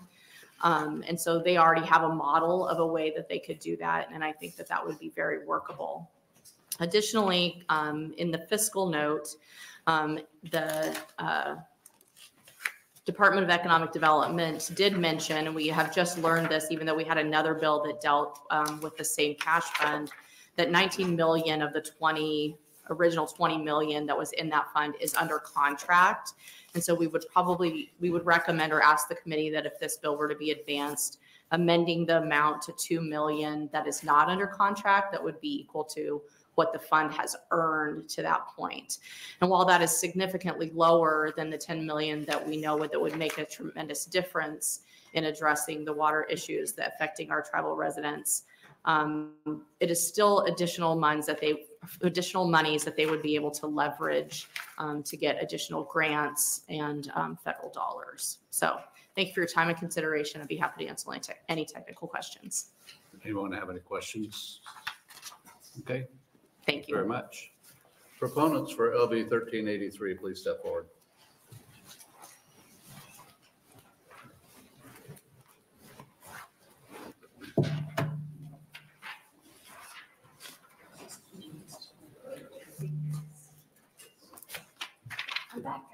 Welcome back. Good afternoon. My name is Rachel Gibson, or ACHELGIBSON, and I am the Vice President of Action for the League of Women Voters. You'll see in the handout that we at the League would have supported the previous bill as well. So this is generally written from the philosophy of making sure that our communities have clean drinking water. The fund piece is where we just want to implore you to find the best possible place to take that money from. So with that said, again, this is from Claudia, our Natural Resource Director. The League of Women Voters of Nebraska supports clean drinking water for all Nebraskans and believes that measures should be in place to protect water from contamination and pollution. We support these two bills, provided they comply with the national drinking water regulations as listed in the summary of the Safe Drinking Water Act. The League encourages the cooperation between the Department of Environment and Energy to collaborate with tribal communities for the improvement of small public water systems. We also support the creation of the Nebraska Tribal Community Assistance Program for the purpose of providing grants to tribal communities. It's vitally important to provide safe and reliable drinking water and wells as the basic infrastructure required for sanitary sewer systems. The League agrees that both of these bills, which now currently is one of these bills, hopefully the other at some point, are important and can be used together or independently. And we ask that you move the bill to the floor. Questions for testifier? Come on, it was so much fun last time. You did a great job. No questions. What a deal. Maybe I'll see you guys later. Yeah, thank you. Yes, come on up. Next proponent, 1383.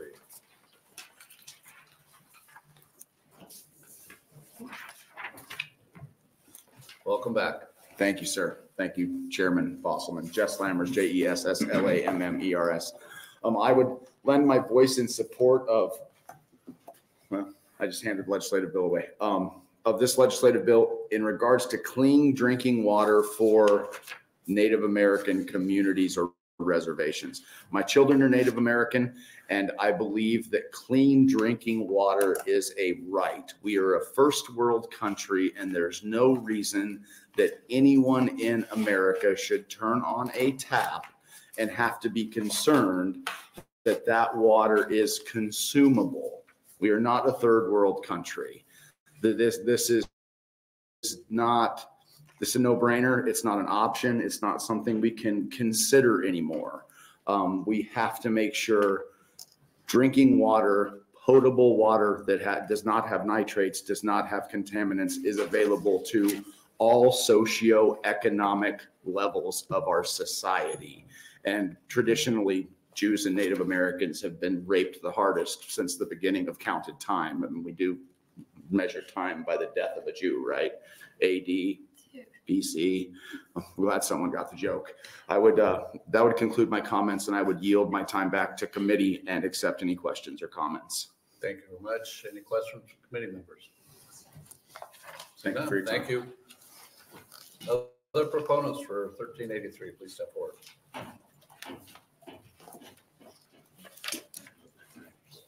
Do I have to start over again and state my name and all that? Yes, please. Okay, I've never done this, 2 bills in one time. So, okay, I rise in support of this bill, as well introduced by Senator Jane Raybould, and my name is Judy Gashkabos, Judigaishkibos, and I am the Executive Director of the Nebraska Commission on Indian Affairs. I am a citizen of the United States of America. I live in the city of Lincoln, and I'm a citizen of the Ponca Nation. I have dual citizenship. And tomorrow I will be presenting to 18 countries that are visiting our state. They're going to StratCom to learn about security and safety of America as we face world challenges.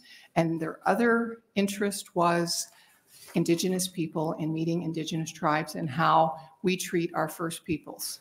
So I think this bill is really timely.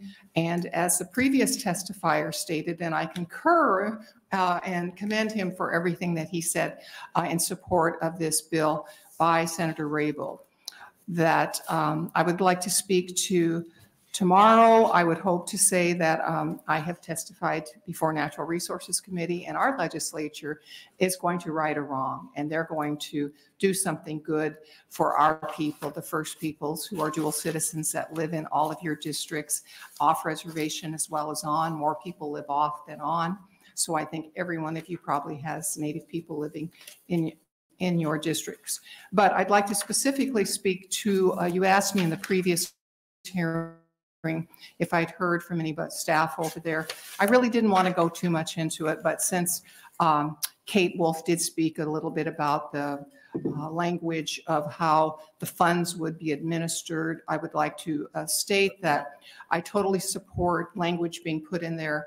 As the person that called me said, the concern was that it was front-loaded and no clawback language. All new terminology to me, but I get it. And always there is a concern that tribal nations can they have sovereign immunity, and that would be a barrier.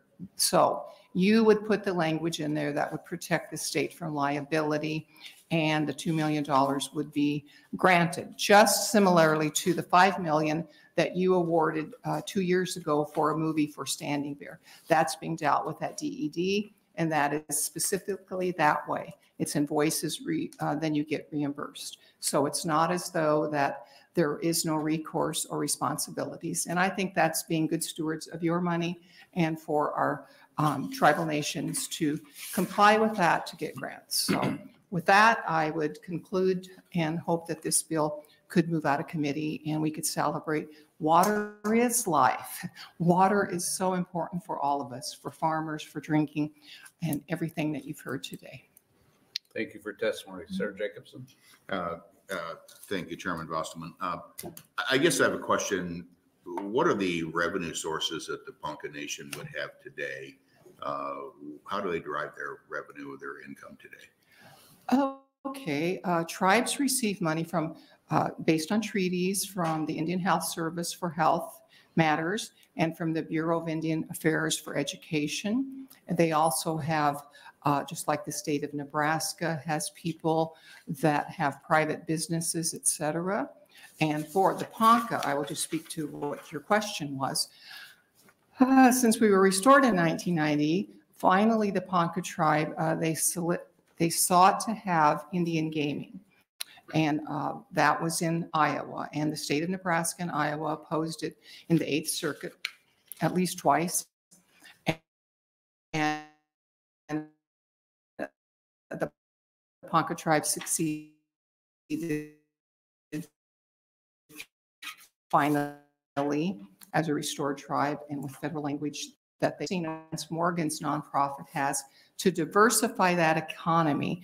And Ho-Chunk has businesses all over the United States and world. So isn't that wonderful that tribes are like the states in our country, that they have private businesses and enterprises, and that we're not solely dependent upon Indian Health Service and the Bureau of Indian Affairs. We are not wards of the country. We are not children. We have collaborative efforts working with communities around us. We employ, the Ponca tribe has a health facility here in Lincoln, one in Omaha, and we were restored without a land base. So we have service areas in Norfolk, and in all of those service areas, Sioux City, Norfolk, Omaha, Carter Lake, Grand Island, we employ many non-native people. So it's an opportunity for others as well. So I guess the reason I raised that question, so since you do have the ability to operate casinos under the tribe, within the tribe itself, what kind of revenues can be generated from that alone? Do you not tax that? Do you not create revenues from the operation of those casinos? Firstly, I don't, because I'm not the leadership. Way back in the day, I've been the director 27 years, and Senator Diana Shimmick introduced a bill for Indian gaming in Nebraska that was exclusive Indian gaming, and that failed. And so now we have gaming that's going to happen throughout the state, through Warhorse, et cetera. The Winnebago and Omaha have casinos currently that are in Iowa because their lands extend into Iowa. Santee's have Class 2 gaming, and all of those things require compacts with the states that they're in.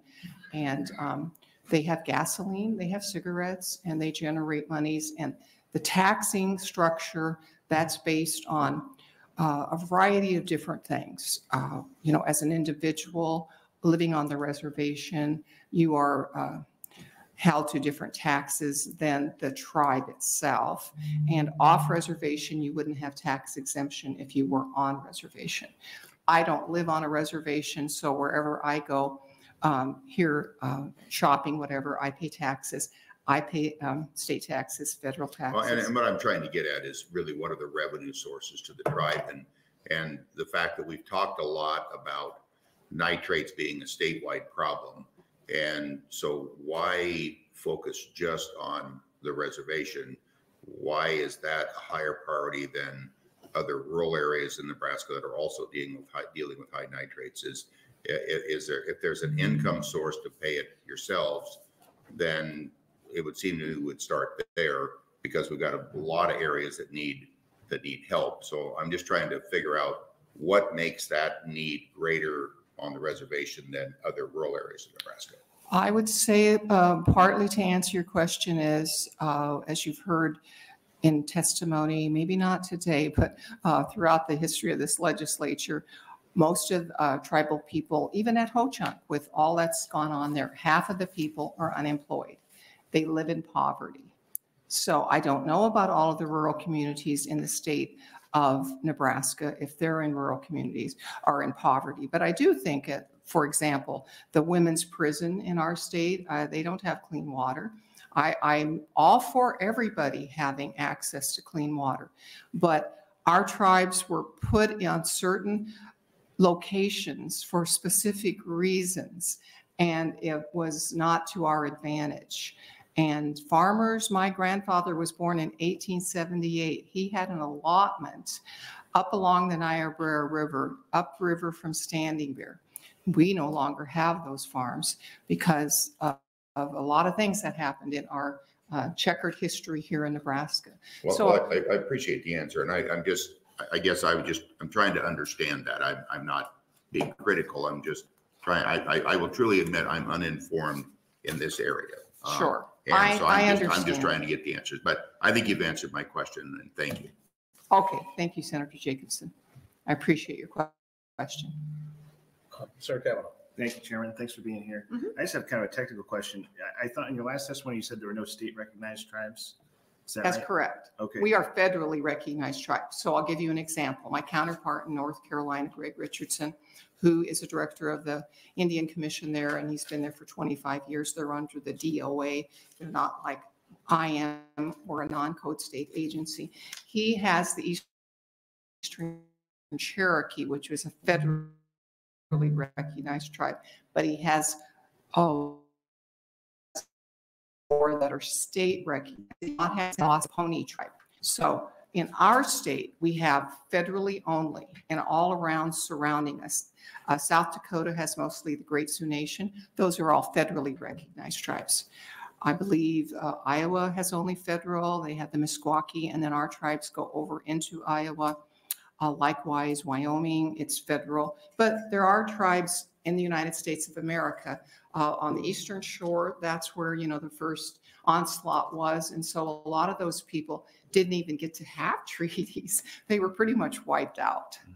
Well, I guess the reason I ask is that eligibility requirements says that any state recognized tribe. So with that, We thought that language was problematic, Okay. staff and I, so we'd like it to say federally recognized tribes. okay, I just wanted Because the Omaha, Winnebago, Santee Sioux, and Ponca are federally recognized tribes. The Oglala Lakota that Senator Brewer is a member of, that is a federally recognized tribe.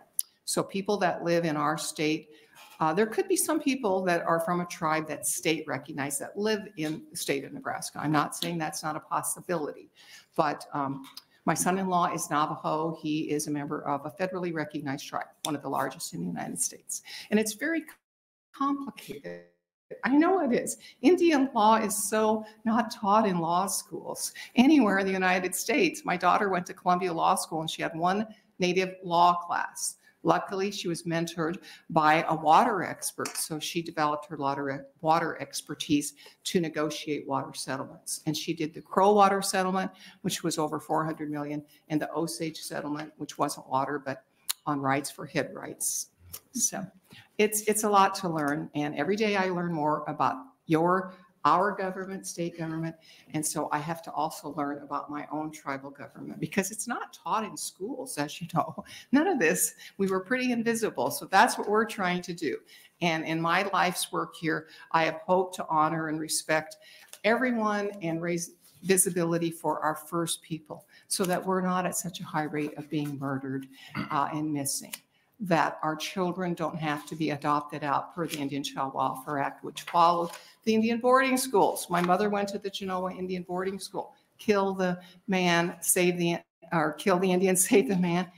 Most people didn't even know that there were boarding schools. And now we're looking for over 80 children that are buried in the ground at Genoa. Most people in Nebraska don't know about it. I'm not having people calling me saying, what's going on? Can I help you? What's happening? So we need your help on that too as well. There are many, many issues that have gone where those children are. And it's time to lift open when that movie comes to Nebraska. We all should celebrate and say, guess what? We've got good, clean water for all the people that want to come now with ecotourism, etc. The sleeping giant is that tourism, and we are first people to share and celebrate and tell our story. I have a follow-up question to Sarah Cavanaugh's. What's the difference between a state tribe and a federal tribe? Okay, state tribe doesn't have treaties with the United States government, and that's where the money flows from, those treaties. And so in North Carolina, I'll speak to that because that's the one I'm the most knowledgeable because of my colleague there. They administer through his office, the DOA, they administer WIA programs. That's a Workforce Investment Act, labor. They also do housing programs. They also are tasked, responsible for recognizing people that somebody contacts you and calls them up and says, we want to become state recognized. So there's a process that that agency has to go through, working with their tribal nations to approve that. I am so glad I do not have to do that because we don't deal with tribal enrollment. That's up to each specific tribe. So if we had to recognize all these state recognized people, so that's kind of the difference, what your benefits are. And it's a challenge in Indian country, even with federal tribes in opposition to state tribes. You know, there's a hierarchy and all of that. But really, it's sad when that happens because those state people, they didn't really have the opportunity to have the treaties, and they're really very much marginalized. So we want to try to be good stewards and share with everyone and live in harmony with all of us. Don't we all? There's only so much water. We all want the same things for our children as you do. We want education, we want jobs, we want clean water, and we don't want to blow up the planet. Sarah Brandt. Thank you, Chairman Bossman. Thank you, Ms. Gashkenboss, for your testimony. You might have mentioned this while I stepped out. Back to the bill. We're at $2 million. What is the total scope of the problem? Do you have any idea? Is it 50 million, 100 million to fix the sewer and water situation on the tribal lands? I think the largest request was from the Santee Sioux, and they're further located up at near, well, in Knox, I think it's Knox County. And you know, Senator DeKay, he has a bill up too, I think, sure, for water support. And that's Cedar and Knox County. And the Ponca tribe, we're in Knox County. That's the homeland of the Ponca tribe. And he sought federal dollars from Senator Fisher to get 10 million for up there. But the Santees weren't involved and brought into that, nor Ponca. And Star Wars is going on right now, or was. And the Ponca tribe was being asked to bring millions of dollars to the table to be a part of Star Wars. So earlier, the parks people were here, and there's just some really interesting inequities that happen that people don't realize. And so the amount of projects, I'm not absolutely certain. I can't speak for each tribe. I think it was determined that the Winnebago and Omaha's was less needing, and the tribes collectively said they were in support of the majority of the money going to the Santee Sioux Nation, okay, who are probably the poorest tribe. And I am Santee Sioux as well. My grandmother was born in 1890 and grew up on that reservation and went to one of those day schools that tried to kill the Indian. But she got to go home at night and hug her mother and speak her language. All right. Thank you. Mm-hmm. So is the intent of the program here, there's federal funds that match, and there's a match to that. So is the intent of the program to provide that matching to the federal? Because I know I was at the luncheon the other day, there's $50 million, but that's spread out across a large area, many tribes, many areas. And there's a match to that. So do you know, is the funding that we're talking about here to be the match to any federal funds come in, or is that going to be, is this completely self-sustaining? In other words, as Sarah Brandt said, or that, you know, if it's a $10 million project, is the state providing the 10 million, or is the feds doing 99 million and the state does $1 million? If it's a $10 million project, you know? Oh, that's a really big question to ask me, because I am not, you know, I don't have their total plan in front of me. So I hesitate to speak for the tribes, but I'm just going to say this. As you saw, I stated earlier, trying to help his district have water and getting funding from the federal government, $10 million. Santee's not getting a penny of that. So how much will they be able to get from the federal government per that kind of a request, or how much currently is coming already through Indian Health Service or BIA? Not much on that, but they would also continue to look for other grants and other ways to bring all this and use the money as a leverage to get other funding. Okay. And there are other tribes, the Shakopee, Mdewakanton, Sioux in Minneapolis. That state has exclusive Indian gaming. They have been very supportive to the Santee. And I know the Ponca tribe, with the monies that they are hoping to get for their museum, while they were waiting, they got some money from Shakopee. I don't know how much it is, $1 million or $2 million, to get their design going. So they are waiting to build that museum with support from the state. And I think that the state of Nebraska, they have partners, private sector partners, as well as you. We get federal dollars. And sometimes I always feel like it's a little bit unfair when I get asked these questions about, well, can't the tribes just get it from the federal government? Well, you know, the state gets a lot of money from the federal government, and we take it and we work on, you know, new bridges out in western near Senator Jacobs' district, the airport, those are federal dollars. So as a country, the federal government needs to honor those treaties and be supportive, and also help all of our 50 states. So it's not a crime to receive federal dollars. It's just life that we all have to do.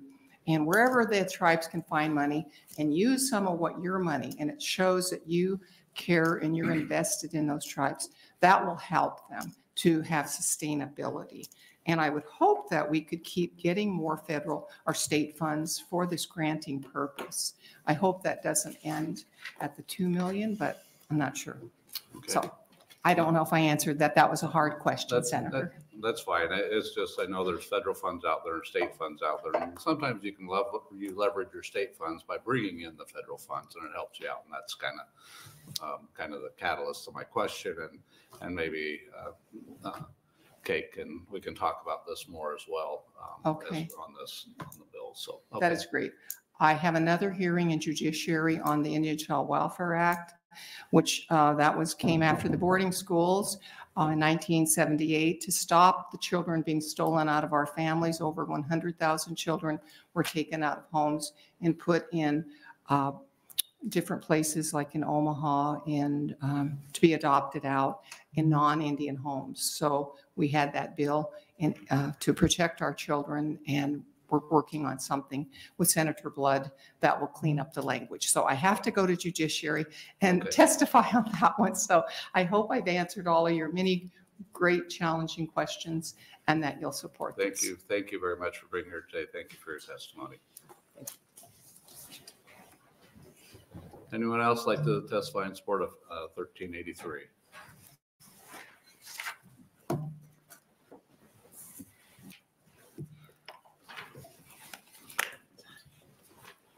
Good afternoon. Welcome.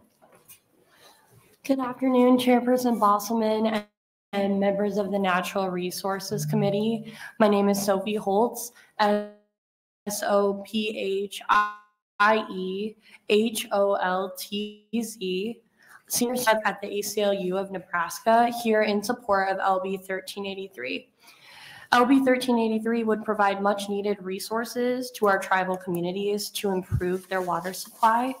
And a lack of access to clean drinking water is a major crisis across the country on reservations and here in Nebraska. Nationally, around 48% of households located on reservations do not have clean water or adequate sanitation, according to Heather Tanema, a professor at the University of California, Irvine, who researches tribal water issues. Additionally, according to Nebraska Public Media, in an article published in September of 2023, the Santee Sioux Nation is considered a water scarce area now. The Santee Sioux Nation has around 1,000 residents, and they have not had access to clean drinking water for over 4 years. In 2020, the wells on the Santee Sioux Nation had levels of manganese that was 50 times the value considered safe for drinking water. The Santee Sioux Nation has been relying on a $100,000 grant from the Bureau of Indian Affairs to buy bottled water for tribal members. And the money is expected to run out by winter of 2024, which is now.